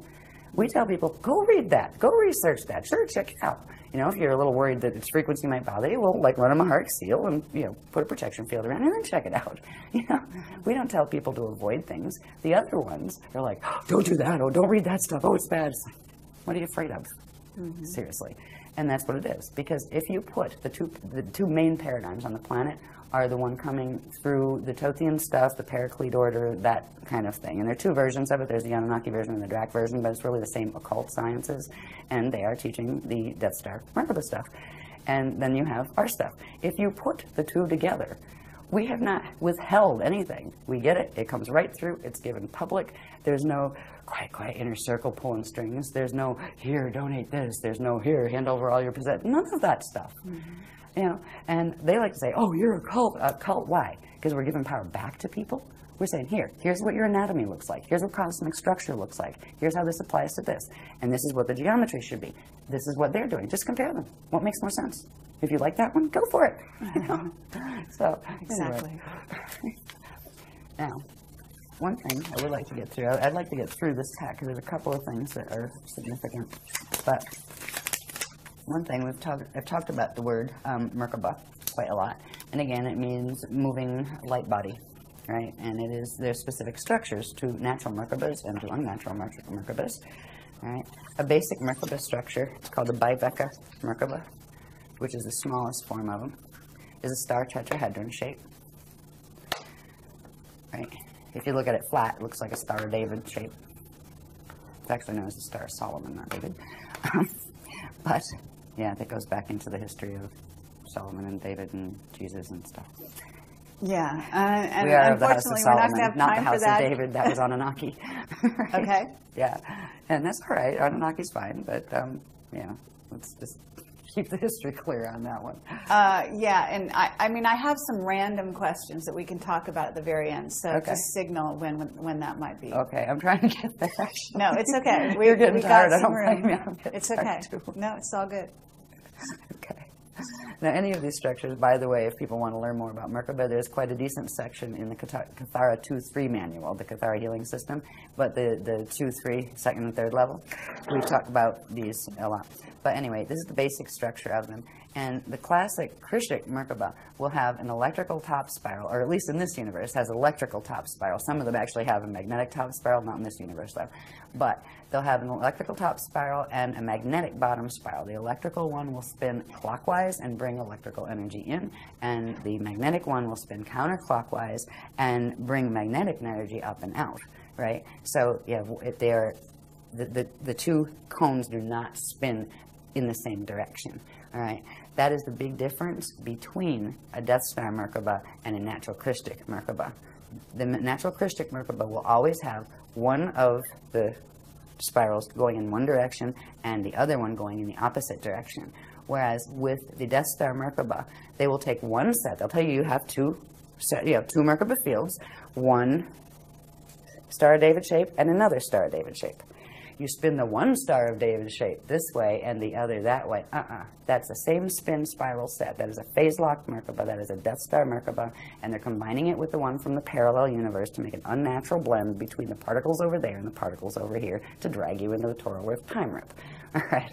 And the ratios are different. A natural Merkaba here at Biveka level starts with the electrical going at 33 1/3 spin.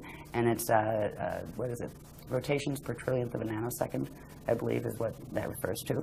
And the bottom would be at 11 2/3. And there are increments of speed that if you go to the density 2 level of it, it goes up to, the speeds go up.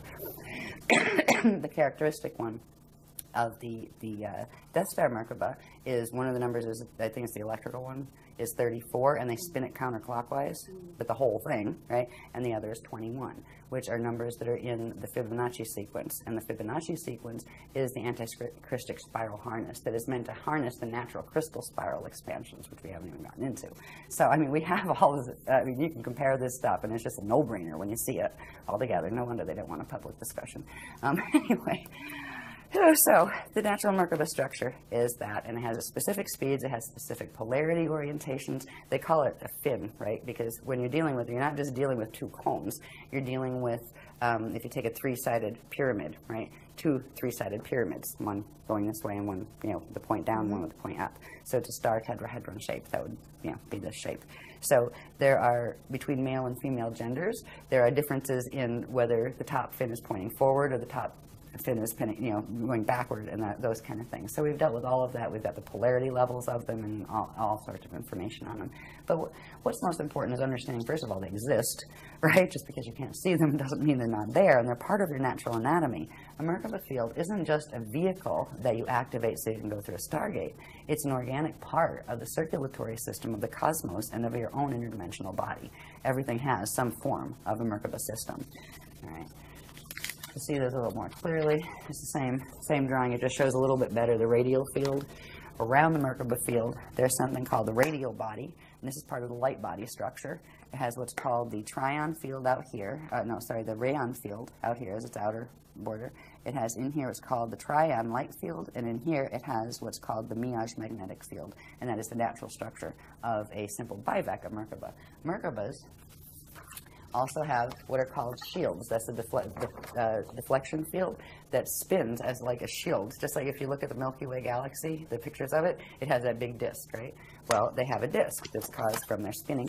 And it also has to do with the quantum of energy that's spiraling out into expansion around them. There's a whole bunch of mathematics that go with that. But this one shows the shield a bit better. So you have your radial field, your radial body. It's called the radial body. They're round areas, and they're not round, they're spherical, right, as opposed to flat round. Then you have the vorticets. The natural vorticets fit on the Cathara grid structure, right? They fit perfectly into that. And this would be the shield, and that's a spinning shield around. Now we have Merkaba fields around us, and the shield actually comes out and spins here, right? The natural ones. The other ones actually sit lower, and they're not supposed to, right? There's a whole difference in how they fit. But that's a natural biveka Merkaba, and I believe they're 2 or 4 vector is how many vectors time vectors they can actually interact with. The next stage, after you get that far in activation, is this one, which is called a double biveka Merkaba field, which is 2 of those put together, right? And that would give you twice as many time vectors and gate systems, frequencies that you could process and move through. The next one from that, you're going too fast, is called the Akasha Merkaba. And this one, I believe these are 6 vector. The regular ones are 6 vector, and then they go up to 48 vector. But they start with this, where there's that Cathara grid structure again, right? They have a double biveka one at the top, a little double biveka one at the bottom, and this huge structure that looks like a crystal umbrella, right? And that spins, but these are much faster than the smaller ones. And at a certain point, this is the one that if you were going up the natural thing, if you could go up from density 1 to 2 and 3 and 4 and up to the Eka part, which is at the center, this would be the one you would activate to get up there. But since we can't go up the vertical chain anymore because the density 2, 3, and 4 in this matrix have fallen, right? We have to activate even larger ones that can go through the transharmonic, time shifts into the aurora continuum. So you go for this one, and this one looks like this. This shows it a little bit better.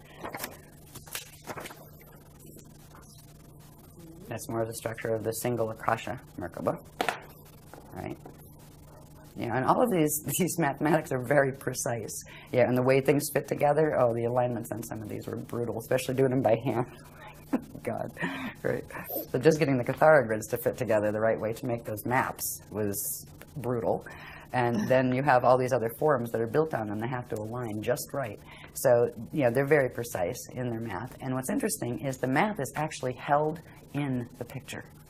When you look at that picture, if you did what's called optical pineal induction, which means you look at it and you can actually blur your vision just a little, which actually helps it to focus just a little bit, not quite crossed. Right? There's several spaces you can focus, but if you focus a certain spot in this, breathe it in, it will actually begin the activation. You'll be able to feel the ripples, right, coming in. And the more you work with some of the other clearing your light body and healing your light body techniques and things, the more those things work much quicker. And you can look at a photograph once you have your vehicles operated, and every image you see has behind it an energy encryption, right? Literally a radiation signature. And that is how, once you become like, a rishi being that can move at will, an adept, you would simply visualize a place, and that would trigger the math in the system and tell your whole body system where to go, and you'd be there at the speed of thought. So it's quite a very neat process, and it is real. That's what's amazing. Here it's almost become kind of like a sideshow act. As far as, most people don't even think Ascension is real.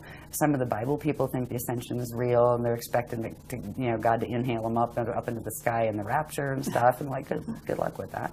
Right? Bless you. I mean, at least they still have some of the words. Right. The rapture is actually called the Rashapata-ur, and it's actually what you do with yourself once you hit the transfiguration stage and you turn your standard mortal atoms into pata-ur, which are the eternal atoms. They're composed of eternal radiation that is no longer finite. So some of the words that have come through in not just Christianity but in other places do go back to the original CDD plates in the Maharata text translations.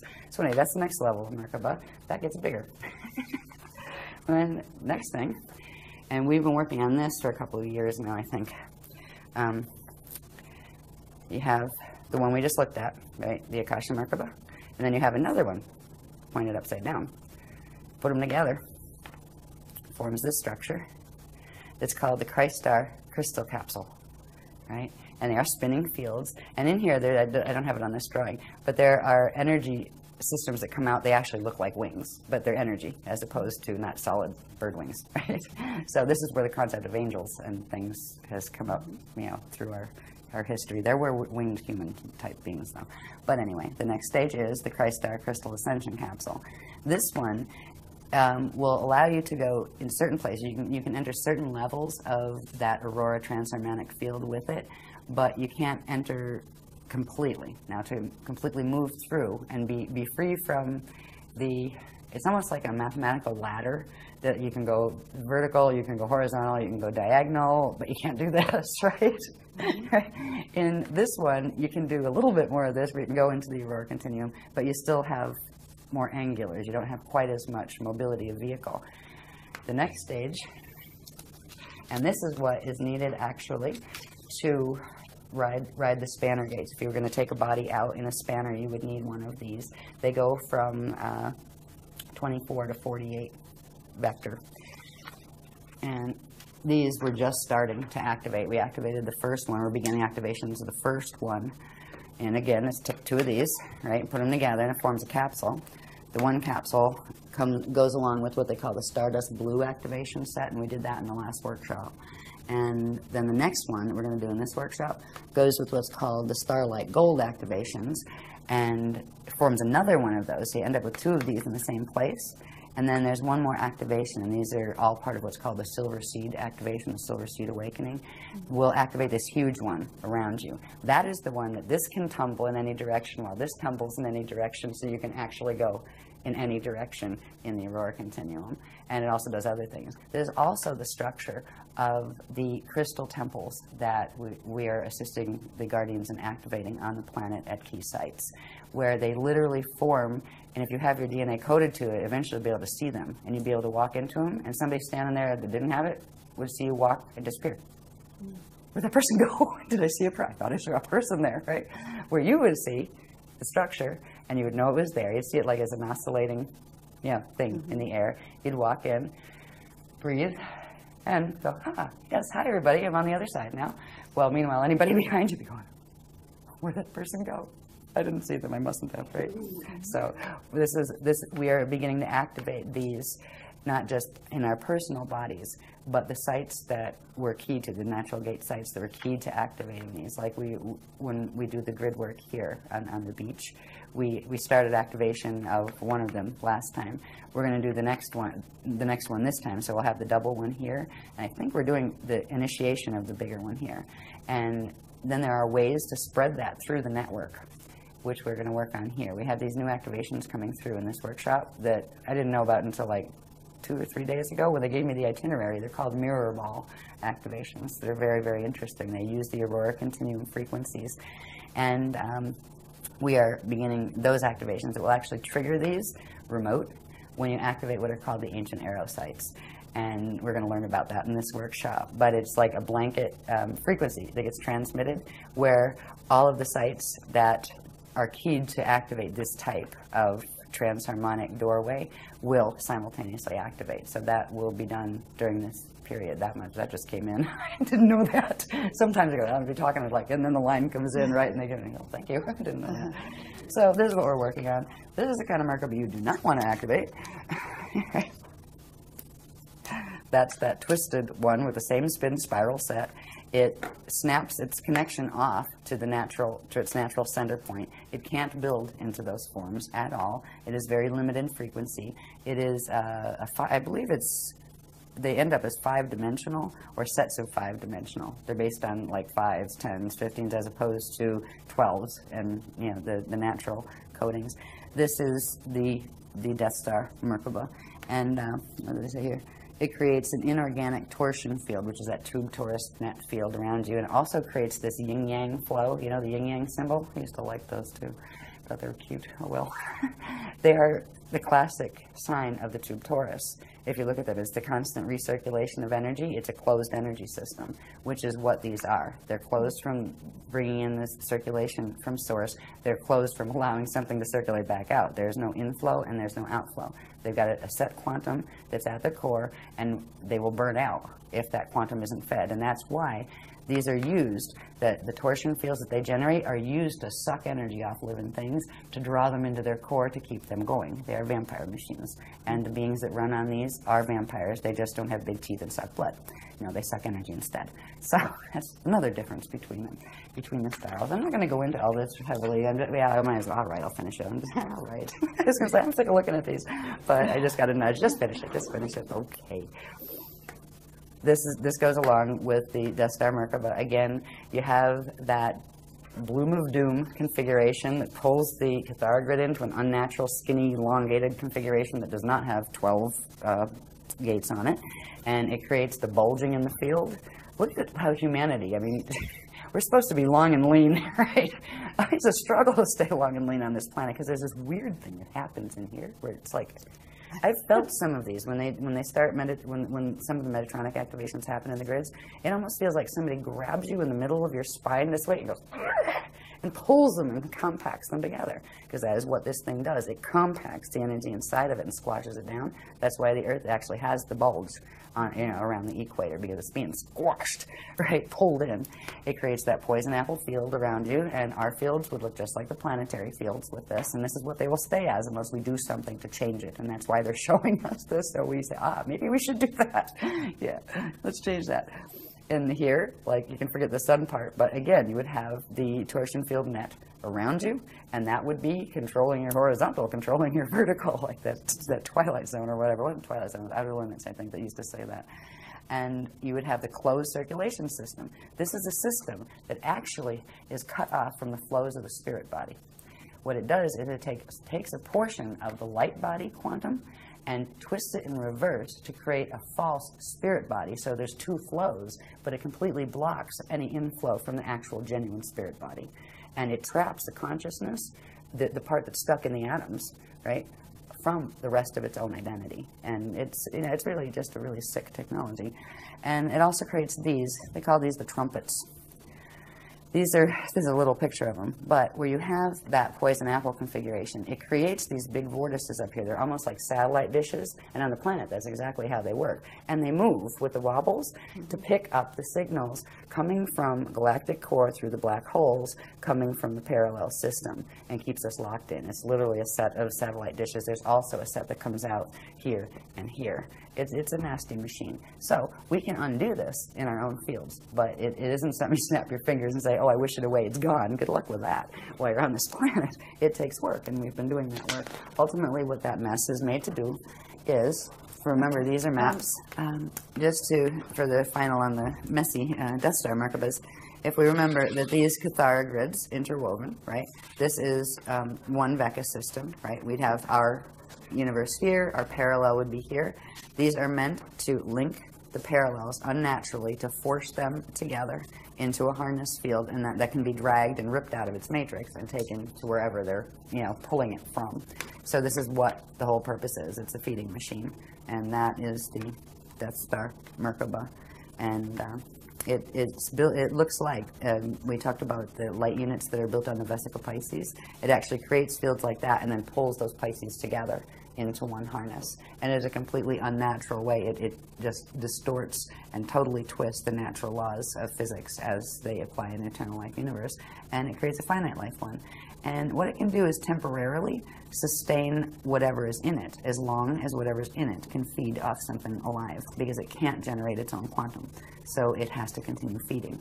And there are systems that are built on that. Their bodies die, so they clone another one and try to stick their consciousness in that until that wears out, and they keep doing that. And if they get to a point with cloning where it just doesn't work anymore, and they can't even sustain a biological unit, and that's when they start going to raid other things for gene code, where they can start getting things that they have any compatibility with, that they can start building again, because they end up as consciousness that gets stuck in a ghost-like form, because it doesn't have a biological form anymore, and that limits the arenas it can play in.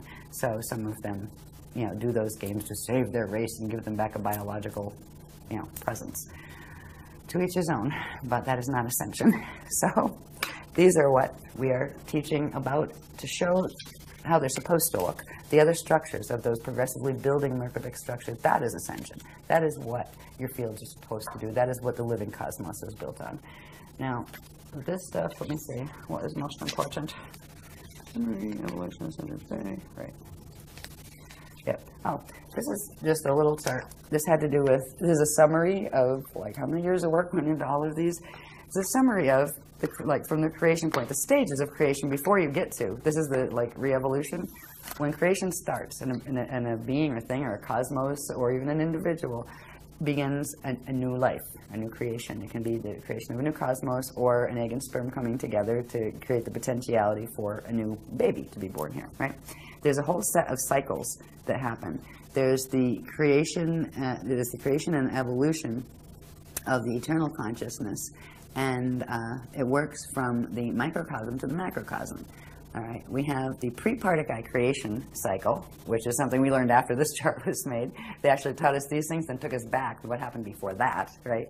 Then there is something called the Navena and Nuvena Particai birth cycles, were just these Particai units of consciousness, primary units of consciousness, the primal substance of creation, where they are born. Then there's what is called the Siddha Akushite cycle, and this is where the spirit body is born first.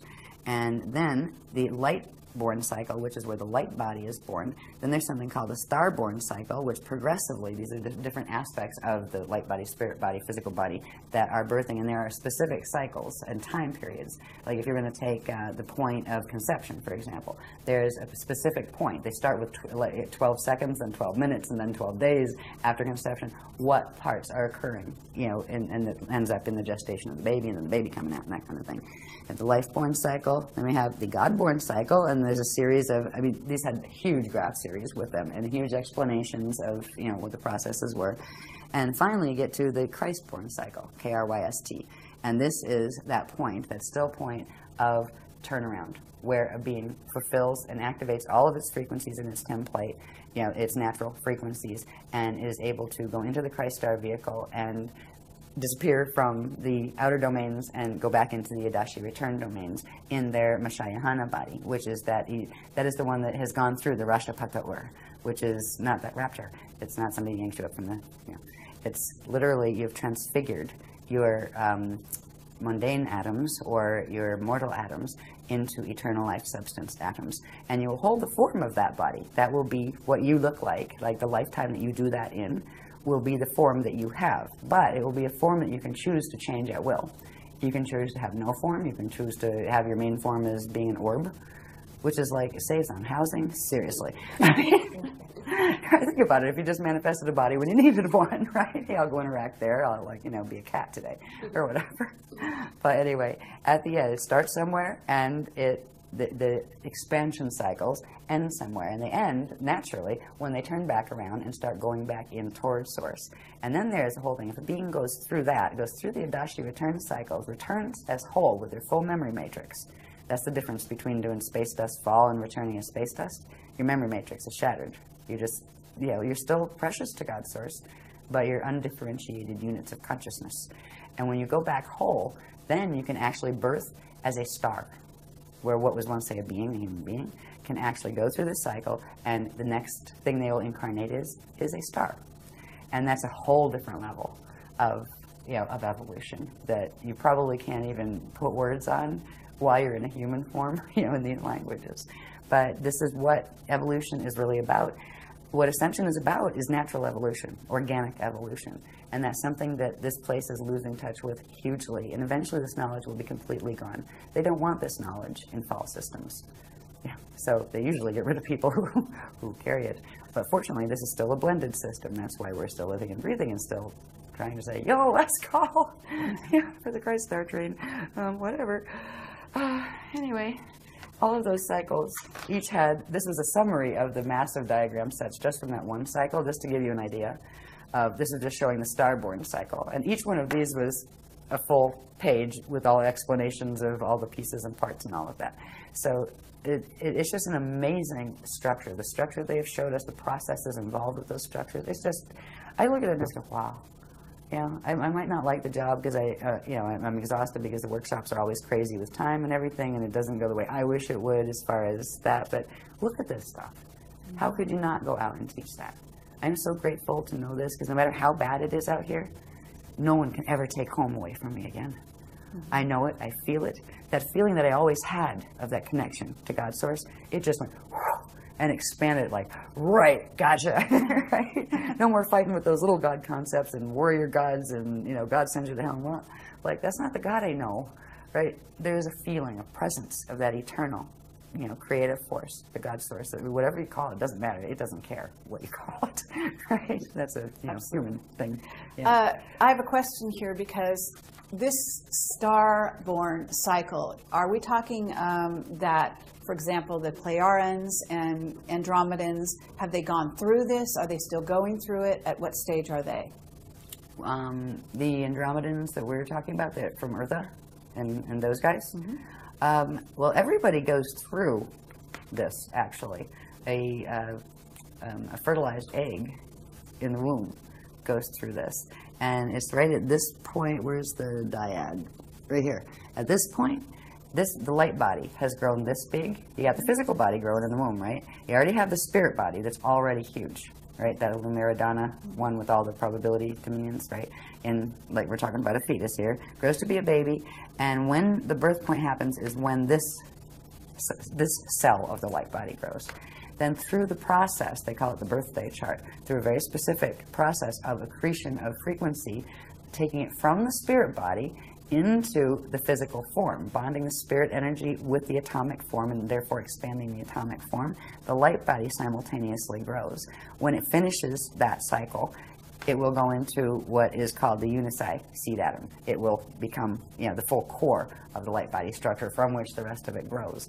But we have these structures out here. To get out here in the outer domains in incarnation implies we started at the core, came out to the inner, then to the middle, and from the middle came out to here. So we have these structures behind us in time in that regard. Sure. So they're part of our extended anatomy that goes with our extended family of identity with our other simultaneous incarnations. So does that answer whatever the question was? I lost track of the question. No, I'm actually, sorry. because what I'm trying to do is, in other words, if we have certain, you call them guardian alliance, guardian beings, they're coming to help sort of rescue the planet at this time and bring in the ascension mechanics and so on. These individual beings are at a stage in their development. And where are they in this chart, or are they on another chart in their development? Some of them, now the Guardian Alliance has millions and millions, probably billions at this point because of the levels we're dealing with, of members. Some of them are in various stages ahead of ours that are still in a 15-dimensional time matrix, that haven't gone through Christ star evolution yet, but they're still working toward it. But the ones we are dealing with now that give the information and that are actually orchestrating this load-out evac, they are the Adashi Ascension adepts. They have completed this process. And they are in those cycles, those Adashi cycles, that after the expansion you make the turnaround and you go back. And they are in those three Adashi cycles that are going back towards Source. And a few of them are actually, well, they wouldn't look like beings as we call beings here. They would look like stars or suns because they have completed that.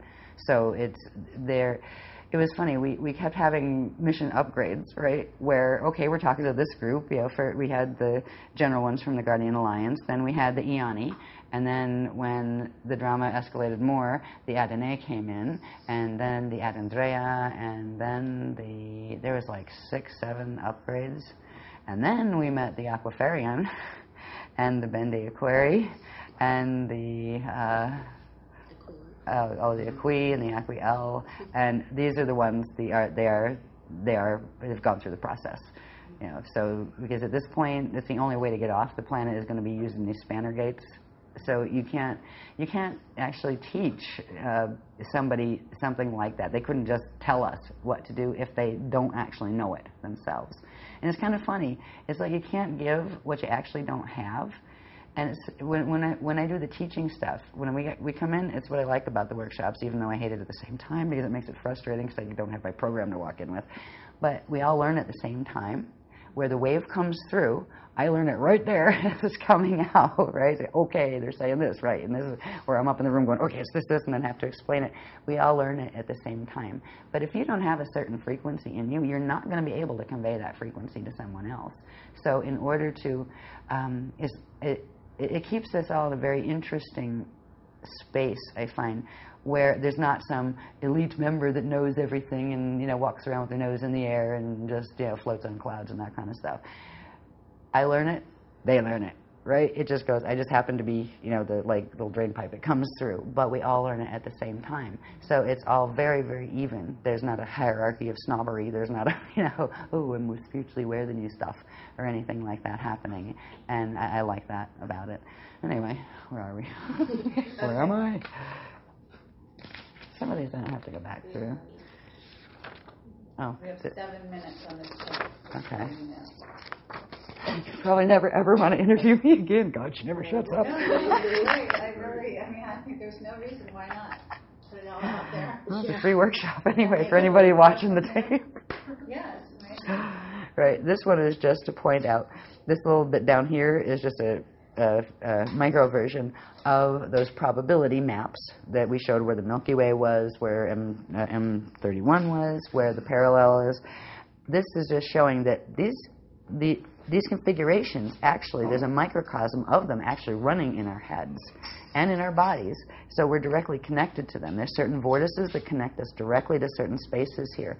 One of the spaces that we first opened, it has, what do they call it? The is that the Ashayana vortice? I think they called it that. Yeah. It was actually the first part of the host where we could bring the frequencies through the mess that is in the galactic core and actually have a tunnel of information that would be able to reach us here so they could continue bringing in the frequencies and the information. That manifested here through our own mechanics and in our brain, it's actually a vortex that comes out to the right and goes up, and you can feel it. And they're also teaching us how to project up and meet them halfway. So we orb up and meet them and kind of go, whoa, and they'll come down. And sometimes we'll use projection versions of ourselves, or sometimes we'll just hang out and orb and do direct cognition. But we're teaching people how to do this. They would like people to learn how to do this, because people do need to be walked through this process. This isn't a simple ascension cycle. This is a mess down here, and there's very little time left to fix that as far as DNA and things. That's why they really are extending, as much as they can to assist us with that. The only thing they won't do is walk into our bodies and take them out for us. That's not allowed. Right?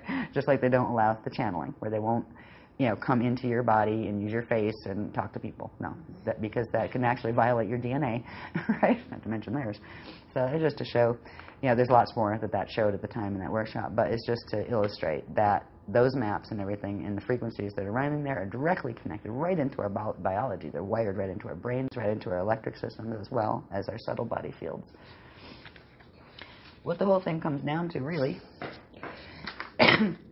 is the battle of the spirals.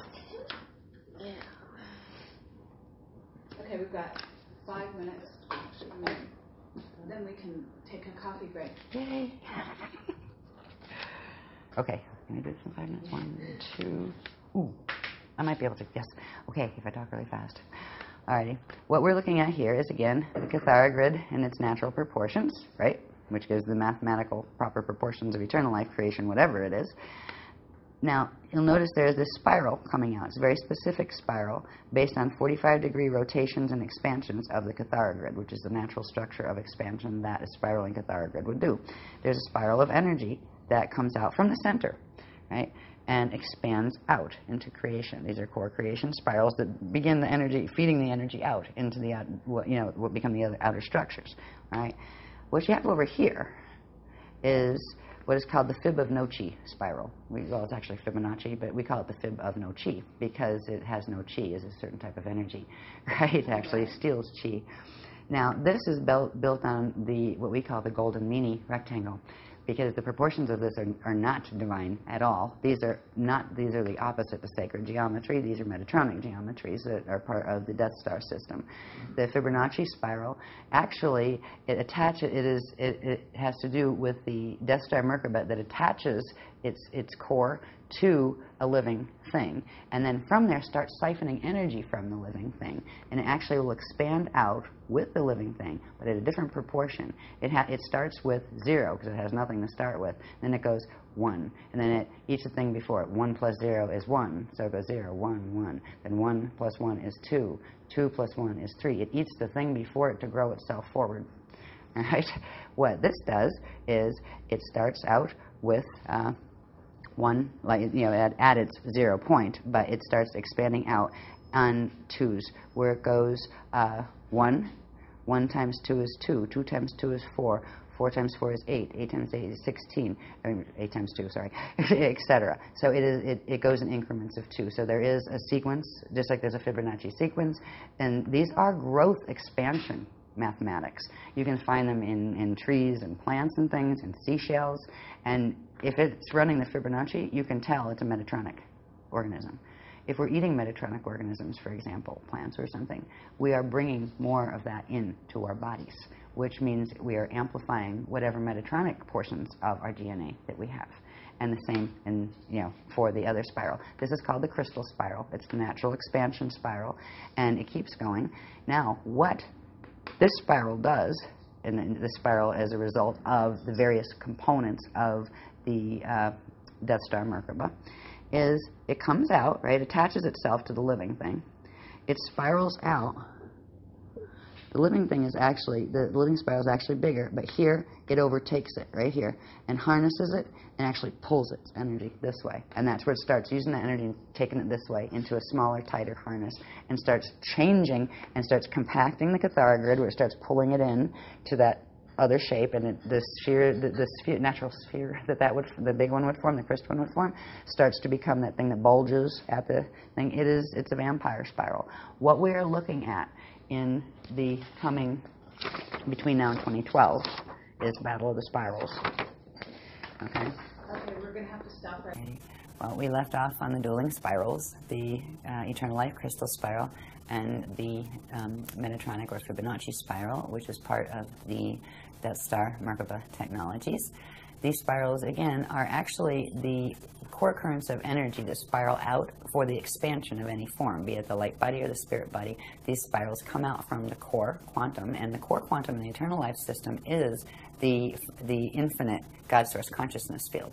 So with the crystal spiral, it always maintains an open connection with its source, with its center point, where the Metatronic spiral does not. It doesn't even have its own center point when you look at how it's constructed on the golden mean rectangle. Well, the spiral will come out, the crystal spiral will come out. Now here is an interesting configuration. It looks like an upside down leaf with a little flame in the middle, right? What this is you have one spiral, crystal spiral, that comes out in expansion clockwise, and that's in what's called the Itori side of the cosmos, because every one of these spheres has one that also spins in the opposite direction, which is called the Adore side. So we are in the Itori systems, and the expansion of the spiral, or of the energies there, is clockwise. At the same time, there is another quantum and a spiral that counter-spirals out on a counterclockwise rotation, which is the expansion spiral for the system that goes in the opposite direction. Just because it's going in the opposite direction doesn't mean it's negative. This is the structure where you have the Itori side and the Adore side. If you have something spinning clockwise, there is another one that is a companion that spins counterclockwise. The systems are separated, even though they're in the same place.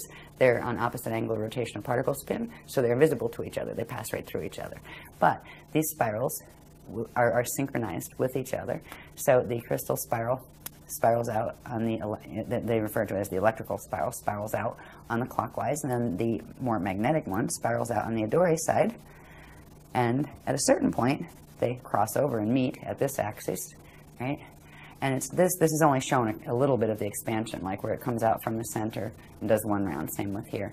There's a whole set of things that happen when eventually they meet up here. In the first cycle, before they meet here, they actually meet here, and there's something called a flame cycle, a flame shift cycle, where when the two currents meet, they merge and do a replication and create a flame, the eternal flame, the living flame, and then that shifts to this position. So you have the eternal flame from the first time they encountered each other in the small set, like with a small set here. This is showing it did this one round small set, then it's coming out again. When they come out again, they cross over down here. And this creates certain passages. There are certain things that it's not just this spiral, but there are these little spirals that come out on each of them that form those little petals that come out on each of these what are called octants, these breakdowns that are actually part of the time clocks of how these work as far as the time cycles, how they work. So you end up with the main spiral, and then these smaller spirals that send energy back and forth through, and that's what forms that petal effect inside. So at certain points, now this is actually a time cycle that has dates plugged in. It started with last April of 2009. Right, when certain activations took place that put us in this, like this is the last round of this cycle, the round of the spirals, which means there's going to be the place of the crossover happening here. But before that, there are these axes right here, this one running here, which is the 0 line, because this is where actually the spirals start. It's the 0 line, and I believe that's the 4. And like when you're counting them, that's be 0, 1, 2, 3, 4 axes, right? And 5, 6, 7, back to 0, 0, 8, right? Right here, there are certain currents that come out here that are referred to as the monadic passage. That's where the spiral goes from being in one density to expanding into 2 densities. So going from a 3-dimensional spiral to a 6-dimensional spiral. That opens something called the monadic passages. And they allow for what is called the formation of the Jade body, which is a 6-dimensional, it is a 6-dimensional body that is transharmonic, that activates those they call them the Amareya Merkabas, those really large ones, the last ones we talked about. So we just went went through this period, March 15th of 2010, is when the Ettore side of the monadic passages opened. Over here, we're going to have another period where the monadic passage on the Adore side, which is that counterspin side, opens. And there's going to be a point before that, which happens when, this is around September 2nd of 2010, this year, where they cross through, and it begins opening this area, which is referred to as the Amorea passage. So there's a set of things involving these spirals, and these spirals are actually coming down through the probability maps that we looked at, you know, the Milky Way and, you know, M31 and all of that. They're actually spiraling down through those, through into our solar system, through into our planet. They're both coming down. There's a certain point where the Metatronic spiral is also doing the same thing, coming right through the galactic core, interacting through our solar core, coming down into our planet core.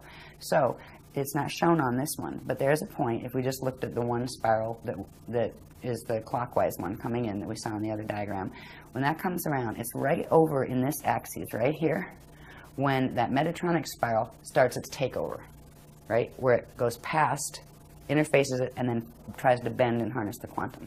So it's right over in through here, and that right there is really the point where it grabs it. We're going to start feeling resistance and pull.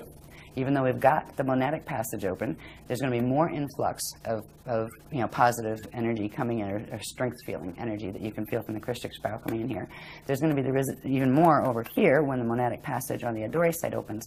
But it's like from that point until this point, which is August 6th of 2011, that's when the things that are going to end up dragged into the Metatronic harness, that will be the strongest point of pull. That's when the yank will happen, when they start frequency-wise being pulled over. The DNA starts being pulled over into the harness. At what point does that pull, that sort of negative pull, really start? A little before that? Yeah, you didn't actually give me a date for that. Now, this one starts, let's see, around February 16th of 2011. Okay. So February 16th to August 11th, did you say? Yeah, August 6th. August 2011. 6th of 2011. Yeah, that is a point where the dueling spiral effect, you know, will be felt. Yet we have three of the Christic activations. The one that just happened, that we're starting to feel the perk on now, right? The one that's coming when a part of this Amorea passage opens, that's the vertical passage, and then there will be another perk when the Adore side of the monadic passage opens. So we'll be getting strengthened before, you know, the crystal spiral will be getting strengthened before it gets hit with the Metatronic harness. So that's why in this time period, if people start just even working with trying to link with the crystal spiral, that's the first step. And that's not that hard. That has to do with that code that's floating around over there called the Alleria that we'll talk about before this is over. It's the beginning. You're not going to fix your whole light body structure, you know, maybe in 5 million years by just staring at that code. But that is the linking code to link into what's called the reservoir that is being built of crystal spiral frequency in the core of the planet. So this will be the period of most resistance. What it's going to look like in the mass drama, I have no idea. Because as this stuff goes on, the real fight isn't so much between the Christics. The Christics are opening these passages where they will have enough strength if they're working with their, you know, with Christic intent, and they have the DNA to anchor it. They will, you know, pretty much ride through that. But in this period, you have actually a Metatronic spiral coming in, you know, a takeover spiral, with two competing groups controlling it. It's like you have a spiral, and one line is red and one line is green, and they are fighting, not just to take everything, but to take everything away from each other. So that's where there may be wacky stuff in the mass drama that occurs, you know, flare-ups over here and over there, and somebody throwing bombs at each other or whatever. So that is a bit of a like, it ought to be interesting to watch the news that period, right? Just to see. As we move past this, this is where the harness will start, and one time wave is going to follow the Metatronic spiral and go into the harness effect, and the other is going to go past it. So we're already got the two time waves going, but the Christic time wave is just starting to come into activation. It will grow stronger as these monadic passages open. When it'll go through this period where the Christic spiral will be strong enough to not be taken over by the other. But the rest of the planet that's sitting there doing nothing and, you know, not bothering about it, doesn't want to know about it, doesn't even know what the word chakra means, right? Well, fine. But the planet is going to anchor that Metatronic spiral, and it's going to activate the Metatronic part of your DNA if you don't do something to change that, right? Because it's just quantum override. The planetary field is bigger than yours, quantum-wise, and it's going to, you know, drag you in to the same configuration of the planet. So the planetary body itself is going to allow that harness to occur, yet we're going to be riding that larger time wave, which is actually, it's a slower time wave. This starts to accelerate and compact and get faster and faster and tighter and more squashed feeling, where this starts to expand, and it seems like it goes slower and just, you know, expands out with a different time quality, and that's going to be coming more and more into, you know, into our experience as we move through this. When we get to here, now this is interesting. We move into 2012 here.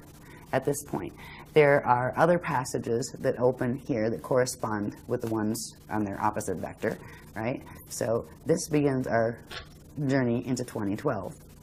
There are various activations that happen at each of these stages, and again, this is where you got the two time waves running, and it's important to pick, you know, to choose which time wave you want to ride, and to actively interact, consciously evolve, and interact with the frequencies of the one that you want to follow that path, or the other will just, you know, take you down the road with it. When we get to this point, over in here, this is, they call it the 12-12-12-12-11-11-11 point for various reasons that have to do with other dynamics on other graphs. But this is the December 21st through 22nd, 2012. All right.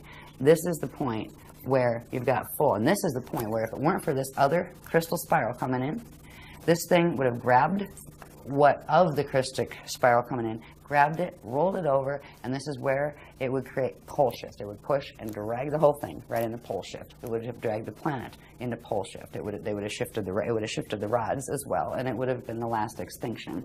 That's not going to happen because the crystal spiral is coming in, and it's not creating enough to stop it, because if you tried to stop that Metatronic spiral, once it starts, it'll implode in the core. So once it's activated, it's going to go, and it's going to take something. So what could be done is what the Christians are doing is the counterpole of having that larger, slower spiral is actually going to just slow a little bit the speed of that. So it'll hit 55, but not a full 55 activation. It will not be able to do the blend with the parallel side to form the 55 that then goes up to, what is it, 33, 55, 80 something, whatever, in the Metatronic sequence. They won't be able to make that leap. And we're going to hold them there for 200 years while the gates are open. I'm sure they're not really thrilled about that. We're not fighting with them. We're just holding, standing in the crystal. So there's interesting things that are going to take place during this period that we'll look at before we go that have to do with the precession of the equinoxes and what is actually aligning. Because there is a blast from the past that's coming in from the center of the Milky Way, where it's actually coming in from the parallel side through the center of the Milky Way. And it's going to interface directly through our sun with our Earth. And it's meant to hit the rods. And it's meant to knock the rods to actually make them spin. And it would spin one way, one the other, and literally crack the plates of the equator. And I mean, something like that, there's no life left on the planet after something like that.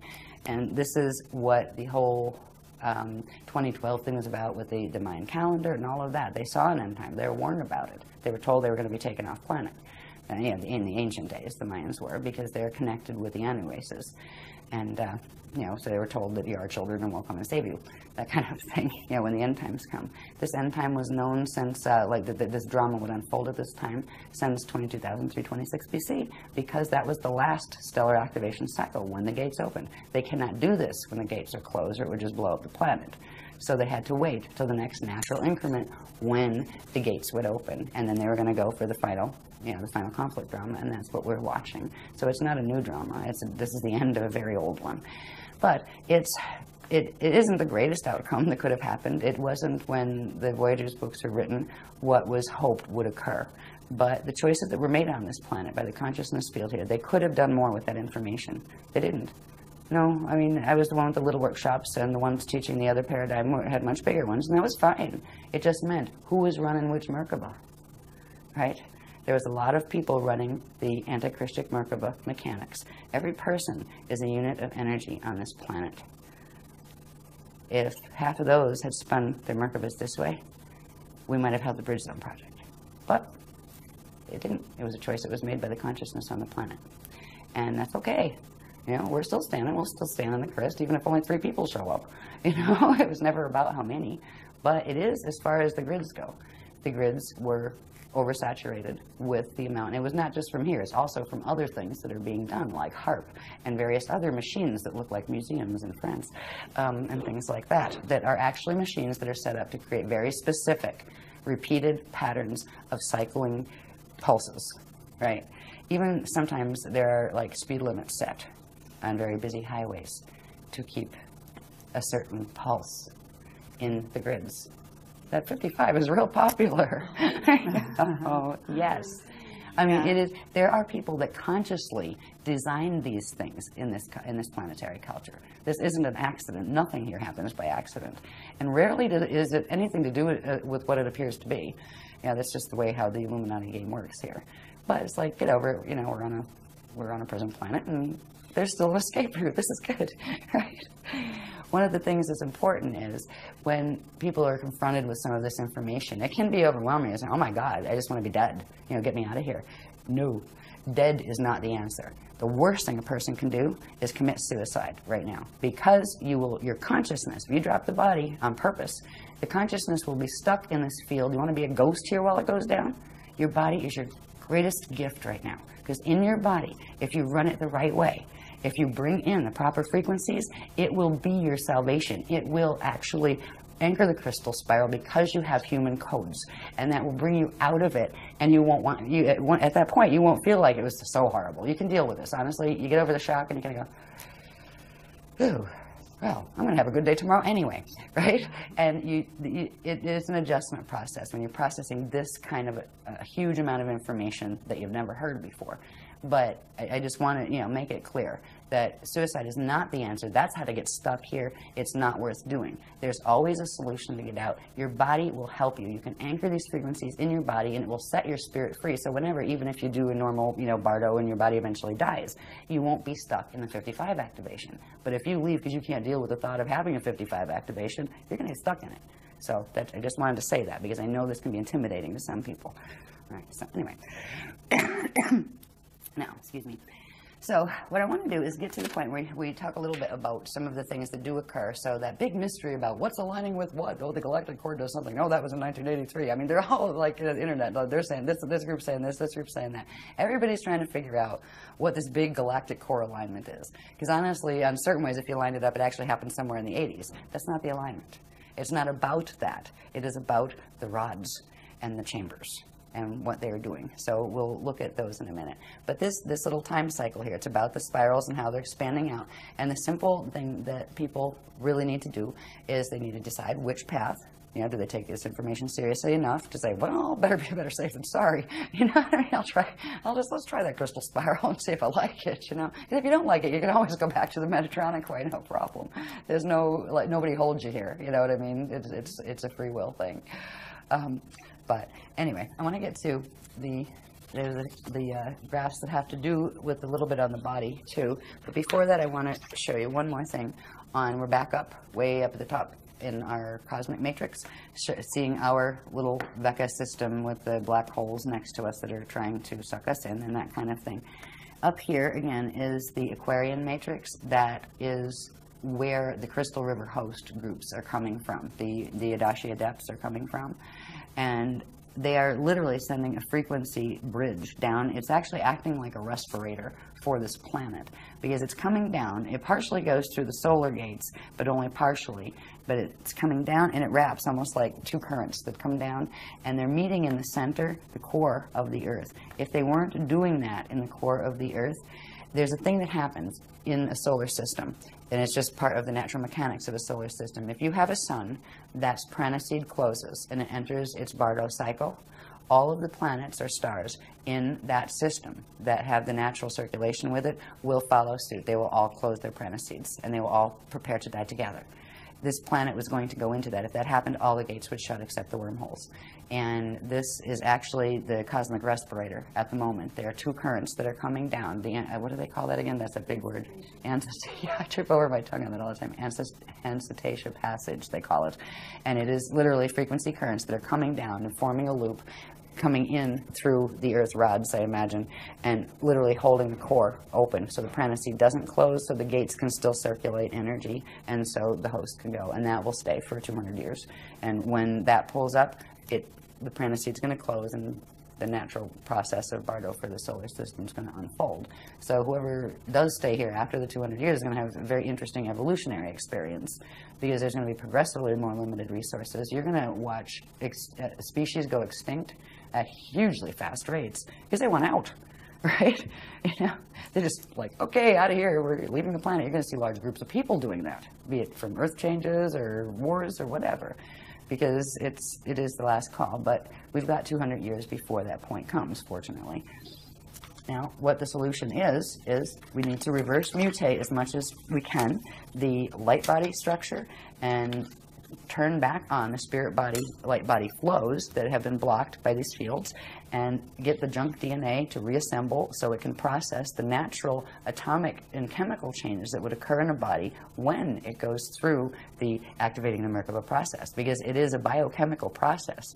The part in the process called fetal integration, that is when the consciousness from the spirit body begins to enter the fetal body in the baby, right? It starts to come in. It starts to bond the spirit body consciousness into the atoms. It's actually partially bonded into the atoms. It's called the jari. That's the part of the consciousness that actually is stuck with the atoms, the part of your living consciousness that forms your atoms.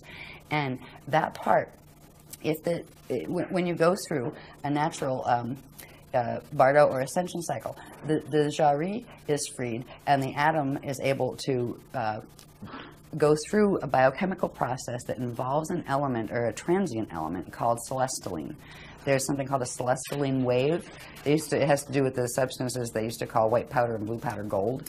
All right, they're monoatomic, but they're natural monoatomic atoms that are formed, and they allow the body to become a superconductor where the angular rotational particle spin on the atoms can shift. They blend instead of annihilate with their antiparticle, their natural antiparticle, and they can go into ascension. So the biochemical processes that we're working on, they're directly connected to the DNA, directly connected to the epigenetic overlay that is triggering the DNA and telling it what it can and can't do. The techniques that we've been working with all along have progressively started with fixing the light body structure, then different layers of that, then what's called the crystal body structure that's part of the light body structure. Then we went into turning back on the core flows of the spirit body structure. Now we're working with what's called the Ajay body structure, which is the part of this anatomy that brings those two together and allows the core flows to happen where you can actually go into orb.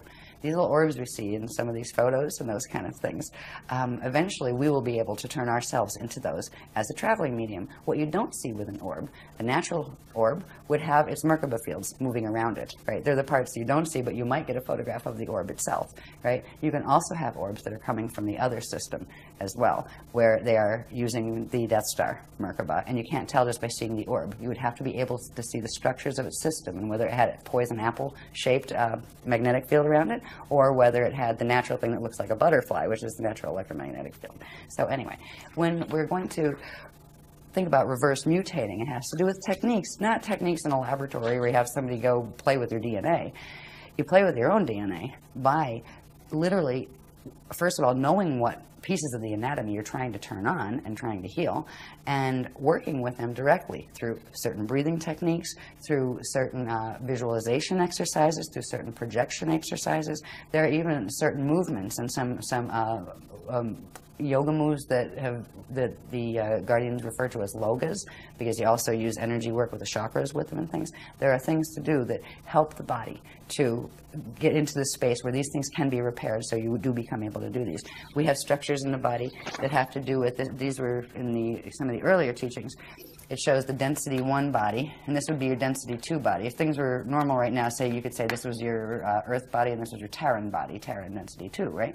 But we actually have these fields on each density level. This would be your soul level body, and this would be your incarnate level. If you had the density 3 one here, you'd have your oversoul, then you would have your avatar, then you would have your rishi level. Now, this is 3 dimensions here, this is 3 here. They each have their radial body structure. They are connected, but these have to be opened. So these become a 6-dimensional structure, because the gates that we're going through require the 6-dimensional structure that actually has a 24 to 48 strand capacity, which is where the host comes in and those fancy Merkabas come in. But part of what this is, and we have the light body training courses that are in like the K23 manual and that stuff, they teach you how to open these things, like this part of how do you fix stuff, right? You see there's certain activations that will then, now this one's starting to get different shaped, right? You do certain other activations, you still have your spherical one up there, but this is starting to look like a flame, right? And then when you finish those sets of activations, you've got your flame body activated. That's the 6th-dimensional aspect, all right? Now, before we do this, there's one thing that can be done to link with that spiral when it's coming in, the crystal spiral when it's coming in, and at least then you're linked with that. But if you want to actually try to clear the other mutations out so you have a stronger field and so you don't get that Metatronic pull as badly from your own DNA as the Metatronic one's coming in, it's worth working with these technologies if you haven't done the activations before. And there's tons. There's a newcomer set of techniques and activations where to start this process. But it is a process, and you don't have to, like, you know, bury yourself in it. But, you know, a couple times a week do that, or, you know, do a little bit of that, and try to work with the technologies. And also, you know, ask the guardians to say, you know, would you help me with this? Another thing I want to say about asking the guardians, I get a little tired of people saying, oh, the guardians attacked me. They came and they had astral sex with me. I said, hello, that is not the guardian. The Guardian Alliance does not do that. That's not allowed. No sexual contact whatsoever. No abusive. They don't yell at you. They don't tell you to do things. They don't say you have to. They don't say you must. If there's something they'd really like you to do because you think it's in your best interest, they'll request that you do it, but you can always say no. So if open rapport and communication does, you know, come, there's all sorts of things out there calling themselves Guardian Alliance that are not. And you have to be careful with that. Our DNA right now, if you've done nothing with your DNA to get your line clearer, it runs 2 lines. It'll actually run 3. You can run a Christic one, a green one, or a red one, which means an Anunnaki one, a Drac one, or a Christic one. So we've all got, you know, combinations of those codes. So anyway, I just wanted to add that in there, because we get a little tired of hearing people, you know, say, I'm going to go to the newspapers. It's like, well, good luck with that. But that's not us. You know what I mean? That's not our guys. They don't do that. In fact, we've taught against that, and we've taught to watch out for that for ages. If they were going to do that, they wouldn't be teaching not, you know, to look out for that, because people are doing it. Also make it clear that other people who offer to activate your DNA for you or your flame body for you is at the same time. Exactly. Yeah, there's been another thing that some well-meaning or not people have done, where they'll say, oh, you know, I'll give you a session and I'll activate your 12-strand pattern for you. Oh, I'll activate. There's nobody that can do it for you but you. It has to be you that does it. You have to choose. There are simple techniques. They're not hard. They're simple meditation techniques. It's really funny. When people first start them, they usually fall asleep halfway through the tape, or maybe a quarter of the way through the tape, because the DNA can't hold all the frequencies it brings in yet. But the more you use the tape, the more you'll find that you can stay awake during it, right? Even if you don't stay awake, you're still picking up some of the activation. The point where you can actually stay awake through the whole thing means you expanded the DNA activation level enough to hold the level of frequency that that tape was bringing in. All right, so as far as having other people fix you when it comes to DNA activation, you are much, much safer to just look at various techniques, feel which one feels better for you, and use that one, and not have somebody else. Because you know what? Nobody else can activate your DNA for you, but they can transfer things into your DNA that weren't there otherwise. They can implant you that way, and some people are being used that way. Sometimes they don't even know it, that they're well-meaning. But where did they think? Like, what kind of egos does it take to say, I'm going to go activate your DNA for you? Hello? Get your ego in check. You know what I mean? Absolutely. So anyway. Let's talk a tiny bit about monatomic gold, because there's a lot of misinformation about that. Yeah, we put out an article about that quite a while ago. It's don't take it. Just we'll start there. There is a natural version of that, an organic version of that, that in an organic ascension process, or even just Stargate passage process, that the body secretes itself. That there used to be a horrible period in Egyptian history and Atlantean history where angelic humans were captured as soon as they did a gate cross and killed so they could scrape the powder off their skin before it evaporated, because if the ones that didn't have gate codes took a little bit of it, it would give them a temporary burst where they could force themselves through a gate. it becomes addictive, and it actually destroys the body if it's not made within the body itself. And it's a product of a natural transient element called celestaline. We've talked about, this gets into some of the heavier atomic things that we've talked about in some of the workshops, that has to do with a substance called hydrolase, which is living water, sort of. Yeah, it's water with nitrogen, isn't it? It bonds to it, yeah. It's a natural state of water, where the water here is actually mutated because of the way the planetary grids are. So as far as taking the outside substances, you know, if you have to take something because your doctor tells you have to, we say, you know, don't throw away medical advice right now. We're all walking a double line down here. Like, if I had to, I would go to a doctor. If the doctor said take an antibiotic, I would. We don't tell people to stop medical treatment or even psychiatric treatment. You have to be careful there and find somebody qualified enough and awake enough themselves to respect your choice of spirituality. Right? Because a lot of for psychiatry, a lot of places you go say, yeah, I've been astral projecting and it's getting on my nerves, I'll put you on a drug, right? Oh, you're having, no, actually I'm having astral projection, hello? You know, if they can't deal with that conversation, find another doctor. If it's a physical symptom, there are certain things we can work to help fix in ourselves. But there are certain conditions that if you want to keep the body alive longer, you may have to have that, you know, what may be intrusive at the moment, and that's always a personal choice. You know, I would probably be much less likely to rely on a doctor for myself than I would be for my child, for example. Right? I might take chances with me, but I'm not going to take it with, you know, with my children or someone I love, or, you know, my husband or something. So that's personal, but we're not one of those groups that say, oh, everything has to be holistic, and, you know, eventually, yes. Eventually we'll all go back to being breatharians, and we won't have to eat, because we'll be able to do solar symbiosis and actually create hydrolase in our body just by breathing air and sunlight. And that's what our bodies are supposed to do. They don't do that really well right now, so if you try to be a breatharian, you tend to starve to death and get very sick. So there are places, we're right now in a space of evolution where there are changes we need to make in our biology just to hold the essential potential and to start activating it. And then there are changes that will come naturally, but if you try to force them, you're going to actually make yourself sicker.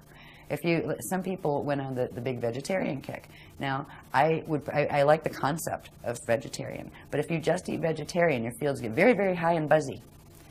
And they fit right in with the metatronic acceleration that has been going on with the sextant clock. That's why we've said, you know, a bit of protein. If you really can't stand meat protein, fine, if you want to be vegetarian. But be aware, that high buzzy feeling that you get, this is not good. All right, that's too much electricity. It means you're processing too much frequency coming in, and that means you're going into that time wave that's very choppy time wave that's connected with the metatronic activations. So there's so much trickery where it appears to be a good thing, but it isn't always what it appears to be. You know, those kind of things. So as far as monatomics, I wouldn't touch them. You know, I feel the same about colloidal silver, honestly. Right now, that's just a personal preference if somebody wants to do that. But just the feel I get, and the guardian's kind of go, not saying a word, because we're not going to get into it, but it's like, yeah, just trust your feeling. Okay, not for me, right? So I just kind of use my own radar with that. And really, they try to support becoming energetically self-sufficient as much as possible. Of course, we still have to eat and those kind of things, but you know, relying on all sorts of vitamins, all sorts of drugs, all sorts of foods, all sorts of this, all sorts of that all the time. Weaning is a little bit, but if you're, say, taking meds for manic depression or something, don't just throw them out the window. You're going to have really bad results because that crosses the blood-brain barrier or whatever and gets in the blood system, and you can have really bad withdrawal. You got to stage those kind of withdrawals, and some of them are just not worth getting in the first place. If you start taking monatomics, it will create a dependency in the body, even though science has not identified that yet. And it will also do something that something else does too. And for some people, that's good, but for other people, they have enough of that happening, and it shouldn't. There are certain substances now that, I won't name them, but they're popular supplements. They're not drugs, they're just supplements. But they actually accelerate the speed at which frequency from the light body processes into the atomic structure. That can be good for some people who have a sluggish field in certain ways, but it can actually override and take it into Metatronic twist for other people whose flows are faster or even normal. So it's very individual with that, with those kind of things. Eventually we'll have more guidelines, and eventually they're going to let us know a little bit more about what foods are more Metatronic than others and those kind of things, which would come down to what trees are Metatronic and what ones are Christic, what animals, what, you know, I mean, it gets to the point where it's hard enough to look at what teaching sets, you know, and what people are affiliated with them. You know, it's almost heartbreaking in a way to have to see which is going which way. But eventually, as we work with our bodies, especially if we're serious about getting the physical body through. I mean, you don't have to get a physical body through to be able to ascend. What you do have to do, if you are just saying, well, you know, I can do a normal death and, you know, that gets my spirit out, there's one thing that's very important. And this shows you the horror that's been run here. How many teachings and how many systems, cultures from the past that can even be remembered bury bodies? When you bury a body, it's trapped the body cell. It is anchored to that space-time location. The spirit is trapped to the space-time location. If a person bardos out, there's a natural process, the chakras shutting down, the dark matter template separating, the consciousness pulling itself out and up, and it needs to release the body cell. Cremation is the way it was always done. Now, normally, if your DNA is working the right way, you wouldn't have to worry about somebody burning your dead body for you, because you would actually transmute it yourself and just like have somebody lay it down in a room for 3 days and it would disappear, because you would turn it into vapor and pull that part of your consciousness out, and there'd be a little dust left, and that was the vibhuti left from the body cell that was the donated quantum from your two parents that gave you the fetal pattern to begin with. So this is one of the horrors here. How many religions are teaching to bury? That is the absolute opposite of Christian teachings, of Ascension teachings, and it's heartbreaking. But there are a lot of rescue missions that do go on in the planes, you know, the various plane structures of Earth, because the guardian groups know this, and people are getting stuck here for eons, right? So there are particular times when the guardian, you know, they're called way showers, will come in and actually, you know, round them up and say, okay, there's certain things you have to do. They have to release that connection, and that's quite a physics mechanics thing, kind of a little bit like brain surgery. But there are guardians that do service them. So if you have people that you love that died and are buried, you might want to put out a good word to whoever the way showers of the Christ are. And they're not always just the Guardian Alliance people. There's lots of Adashi adepts and people out there that handle these things. But if you want to solve that problem in the first place, if you're not planning on getting your body to the point where it can do a full transfiguration, because it is sometimes a lot of work. At some point, you're going to have to change your diet. At some point, you're going to have to spend more time focusing in you know, say meditative spaces or projection spaces than you are focused here, and that can, you know, get in the way of your life down here. It's okay to die as long as you do it well, and take your quantum with you, and that means cremation. And that's another thing that people might hate my guts for. Sorry. Yeah, since they're hating my guts, I might as well say the other one. It's on the other end, the fetal integration one. Yeah. You were wondering if I was going to do that. Yeah, oh, might as well. In the natural process, it's been explained very, very clearly, the fetal integration process, from the point when an egg and sperm come together. I mean, down to the first 12 seconds. The second, what happens? What part of the spirit body grows first? What part of the light body starts to grow then as the flesh is expanding out, etc. 33 to 56 days after conception is when the soul can start to integrate, or the spirit can start integrating into that body. Until that point, yes, the body is alive. It is being fueled by the quantum donated by the two parents. If a being dies in that period, it is not attached to the body yet. It is not stuck. So there is a window of 33 to 56 days when, if a person aborted, let's say, that doesn't mean we support abortion. People really should be spiritually aware enough not to get themselves in that position in the first place. But down here, that can be difficult sometimes, especially in, like, if you're raped or something like that. But 33 to 56 days, usually the 56th or the 56th end now, like the way the mutation is running here, before the spirit can start to integrate into the fetal body. Because if it did, it would explode the fetal pattern and it would kill the fetal body. So there is a window there where, yes, you have a baby in there, and yes, you have a spirit that's probably wanting to come into it, but it's not in yet. It will start fetal integration 33 to 56 days. And that's another one. So if everybody really wants to not like me, they can play with that too. You know, I'm sure the Catholic people won't be happy with me at all, and I'm sorry. I won't even get into where the Bible came from. In the Council of Nicaea in 325 AD, when Rome decided they wanted to unify all its territories and called everybody together and created the canonized Bible by taking pieces of old records from various places. So we all have our own beliefs, and I really hope the people of other faiths can respect ours, and we will respect yours. Anyway. Bring it back on the grass so I don't get these. Okay, no, that's absolutely fine. Oh, talk about just hitting every little bit. Well, that's what we're all about here. We're just It breaking just open felt the like box it was the right place to put that. as I much don't as know possible. why. Pushing the envelope. Well, it's already been said. I mean, these things have been published and been said in our workshops, but I've never been on YouTube. Well, get ready.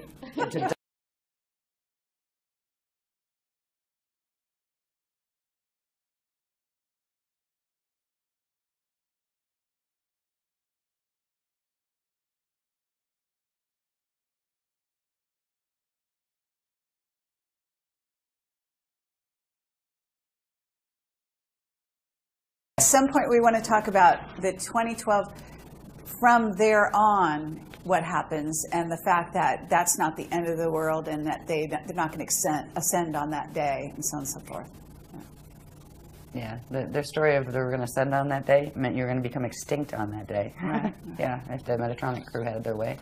Anyway, I want to show a couple of things because I want to get to one point that shows something that is important that has to do with the what to do. The linking code, there is a linking code, and I'll show you how it works. But first I just want to, they're asking me to put these up just to get a view on these. These are, we showed the light body structure of the flame body and the activations. The part of the activations that when you do the flame body, it also begins activating these parts of the field that are part of the chariot of fire. So we're activating those parts. They build up to activating the Christ star vehicle, the Merkaba levels that build up to the Christ star vehicle, and that builds up to activating the apparatus. Just hold it there. Okay, now.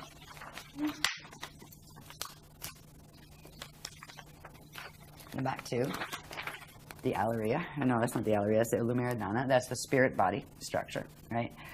I wanted to point out, in the spirit body structure, again, those 12 lines, right? It's actually 6 vectors that form 12 event horizons, right? And that's where the flows are. This is something very important because between the Rasha body, which is the dark matter template, and the spirit body, there's something very interesting that happens. These things are called chambers. Now, on the light body structure, these 12 chambers would be called fire chambers. On the spirit body, they're called Allurian chambers. They are actually the chambers within which they interact with the dark matter body that form atomic structure when the body is working properly. This is how stars actually birth atoms. And they don't just birth a few, like 3 primary ones, and they all bump in together and then form the next couple. It doesn't work that way. When it's actually functioning normally, a planet, a star, or a person generates their own 144 elements, prime elements, that then go to form the natural chemicals that would be in the body and all of that kind of thing. So there we have the template, the human aspect of this mixed race we call humanity. The angelic human aspect does have the core pieces of fragment DNA that correspond to each of those 144 elements. Right now on the planet body is not manufacturing 144 elements because of the mutations. But we can begin turning them back on in our own body because we are connecting now not just to the metatronic spiral that is working here, but we are progressively connecting our bodies into the Christic spirals that are being hosted by healthy living systems, which means there's an alternative of energy flows that we can use. We can begin the process of activating our Allurian chambers. And the Allurian chambers are interesting if you take away all the other things like in the spanner gates and all that, and just look at the basic structure. On one density level, just like when we looked at the things that became the spherical maps, where there were 4 of those sets, right, embedded. Well, this is 4. You have one for D1, D2, D3, and then what's called the density level one, and that's the one that corresponds to, let's say, the space between D3 and D4. All right, so you again have a 4-level structure. Each one of these, like say on D1, manufactures a set of 12, These each manufacture one of the elements, one of the 144 elements. When you take it all the way up to the 12-dimensional structure, you will get the 144 elements. So each line corresponds with a certain specific set. On D1, it'll be this. On D2, it steps down to that. On D3, it steps up to that. we went through a whole series of things that explained this process in depth, right? As far as how the elements are manufactured, how they're supposed to be manufactured in the natural structure of the spirit body. And it had our own atomic chart, like the kind that resembles the atomic chart that you see, in physics class or whatever. But there is another way to, instead of like analyzing and memorizing each one of those by their proton number and all that kind of stuff, because that's what it is. It's the proton numbers. That's how how science here keeps track of it. And it's the same thing. It's the same atomic chart. You have your hydrogen, all the way up to things that don't have names yet because they haven't found 144 here because they're not here yet.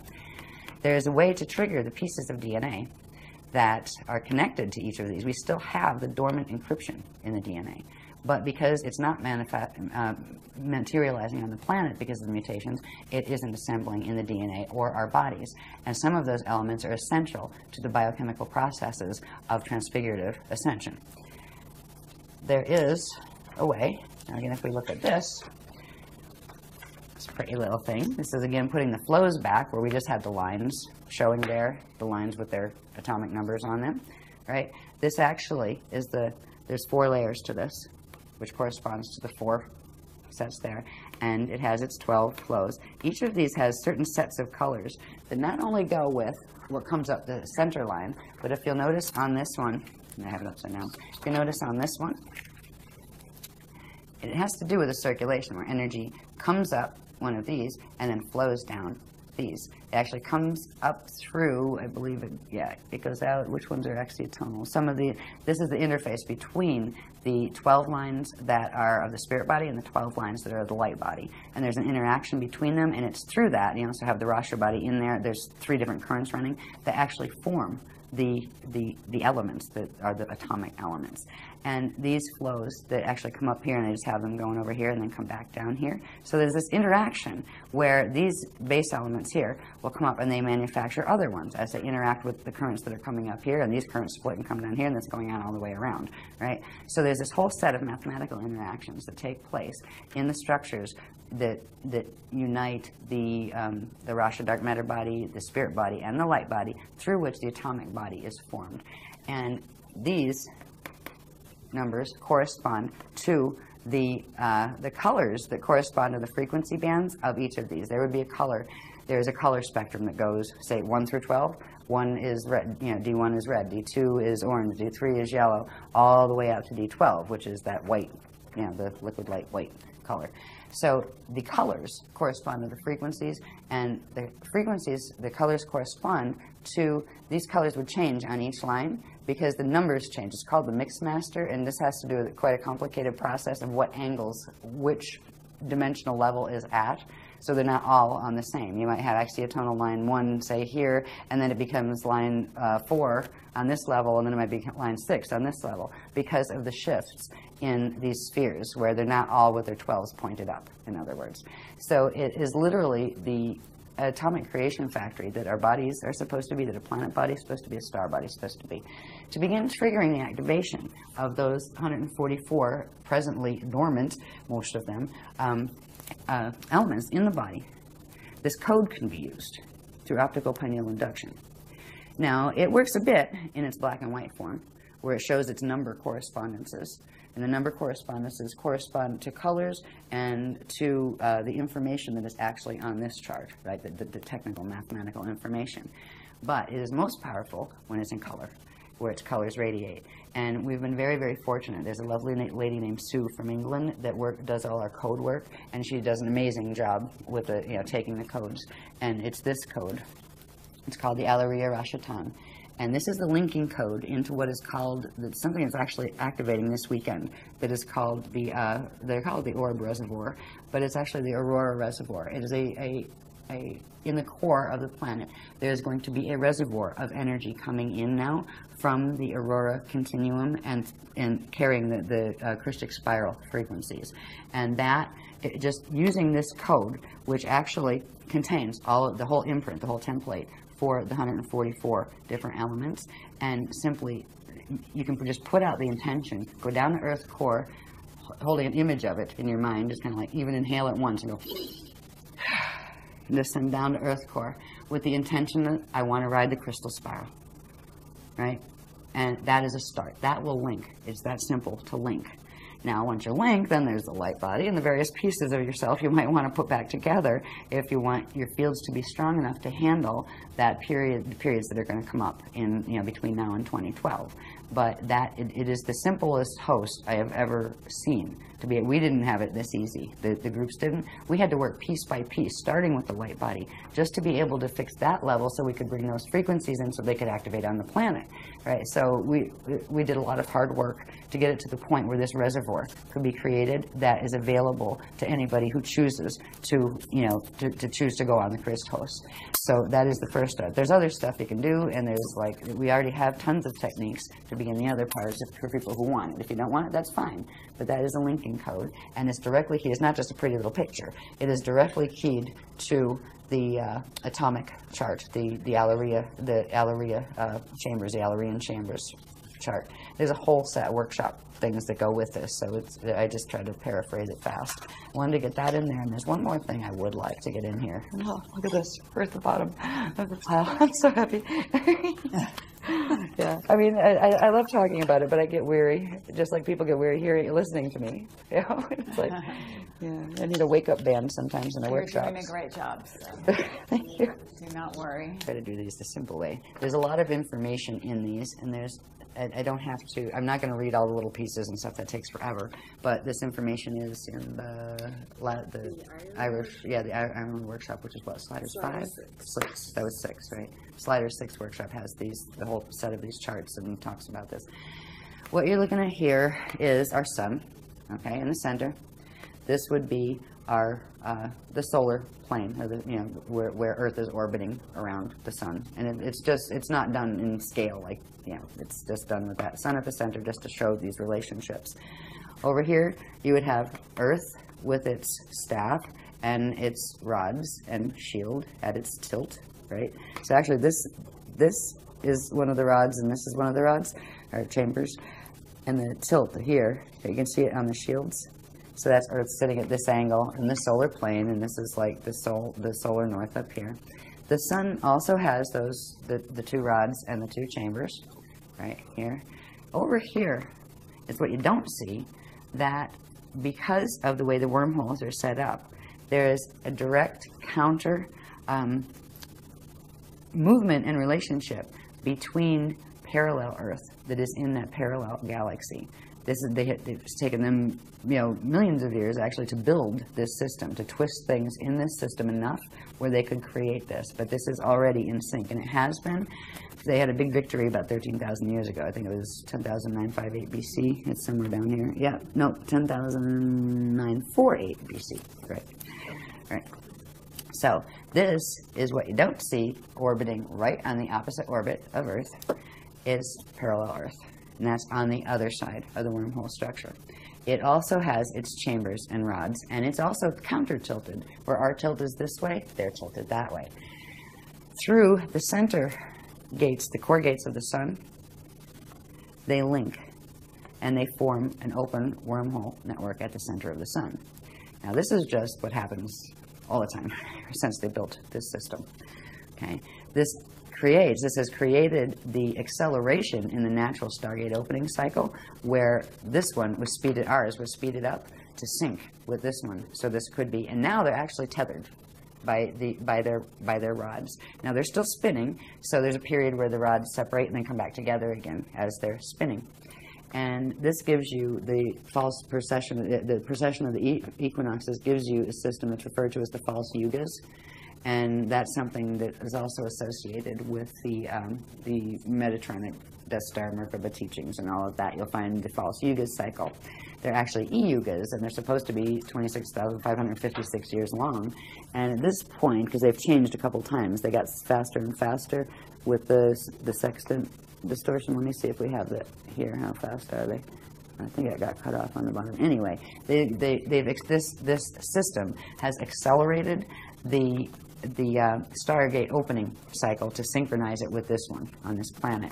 So this is part of the reason why a 55 Merkaba activation could actually take our planet and drag it into black hole fall, because it's already linked, and this link occurred 13,000 years ago.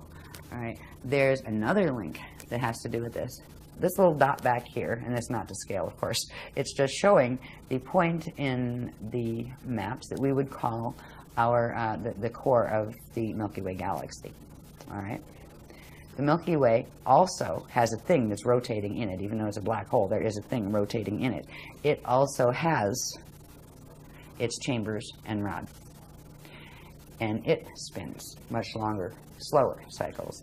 There are certain periods of time when these things come into specific alignments, where you have the rods of the Milky Way that are coming through from the black hole system, interfacing directly through our sun, that's interfacing with the parallel side, and you have another parallel side on the parallel Milky Way coming through the center of the Milky Way. Now, this is happening all the time in general, but there are certain periods of time where various things happen. Like in March equinoxes, ever since equinoxes began, March equinoxes, you end up with the parallel one and our Earth crossing over. And when they cross through each other, right, one's at one angle of rotation of particle spin, one's at the other. This one's in the parallel universe, but they are synced, and they literally pass through each other. The core is open temporarily for that period of time. Do you know how many pagan celebrations and old, ancient cultures used to do their fertility rites and their all sorts of interesting ceremonies on the equinoxes and the solstices? This is why they were taught to do them, because things could come in, you get yourselves pregnant over here, things could come in and soul integrate directly right through from parallel. And this is part of the trickery that has been going on here. I mean, great, we got equinoxes and solstices. That's not great. Because they are actually part of the twisted sextant clock that is part of this nasty wormhole black hole vortex system. Then we also have what happens, let's see, which one is this? Do I need that one? Now it's just showing where they blend. The June solstice. Okay, so things keep, then they rotate apart again. And you have, we're over here, and then they're over there, right? But they're still aligned directly through the solar gate. So there's another gate opening there. The most powerful one is actually when they totally overlap with each other for that period, and that is in the equinox periods, right? So again, we're going this way, and they're coming this way. We overlap again on the September equinox. We overlap over here this time and pass through each other again. I'll just do these really fast. And then in December solstices. Okay, are you familiar with the Alice Bailey material? I've heard of Bailey, but I've not read it. Okay. And, well, they talk about a lot about, like, the Buddha festival and various festivals that go on various times of the year. And full moons mainly. Moons. Yeah, we haven't even touched on the moon stuff yet. Right. Yeah. But there has to be, I think, some kind of link up here. Yeah. I'm sure and there is. It might be great to. Yeah, I'm sure there's an extension of these diagrams that actually show what the moon is doing during all of this, because it's very much tied to. Yeah, because the full moons are tied to the equinoxes and. Okay. Yeah, we got to plug the moon into this. Yeah. Yes. Oh, yeah. Okay, Bailey did that. Yeah, yeah. I knew the name sounded familiar, and I know the GWB. Yeah, those guys. Okay, so anyway, this is where it gets interesting, because here's where you're ending up with rods. You got the solar rod running with the galactic rod, right?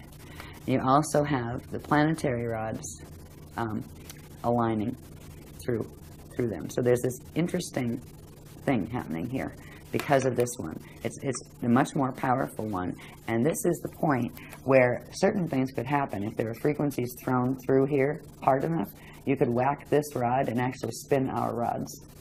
And okay, and what shift. What time of year is this? This is coming into December, right here. It starts actually around November 21st here, and then the rotation continues, and the alignment is actually this right here. While we're here, and this is our December 21st position, our rod links in here at this angle, which crosses through the solar rod and this one. And that is what allows this, and this to grab that and drag it.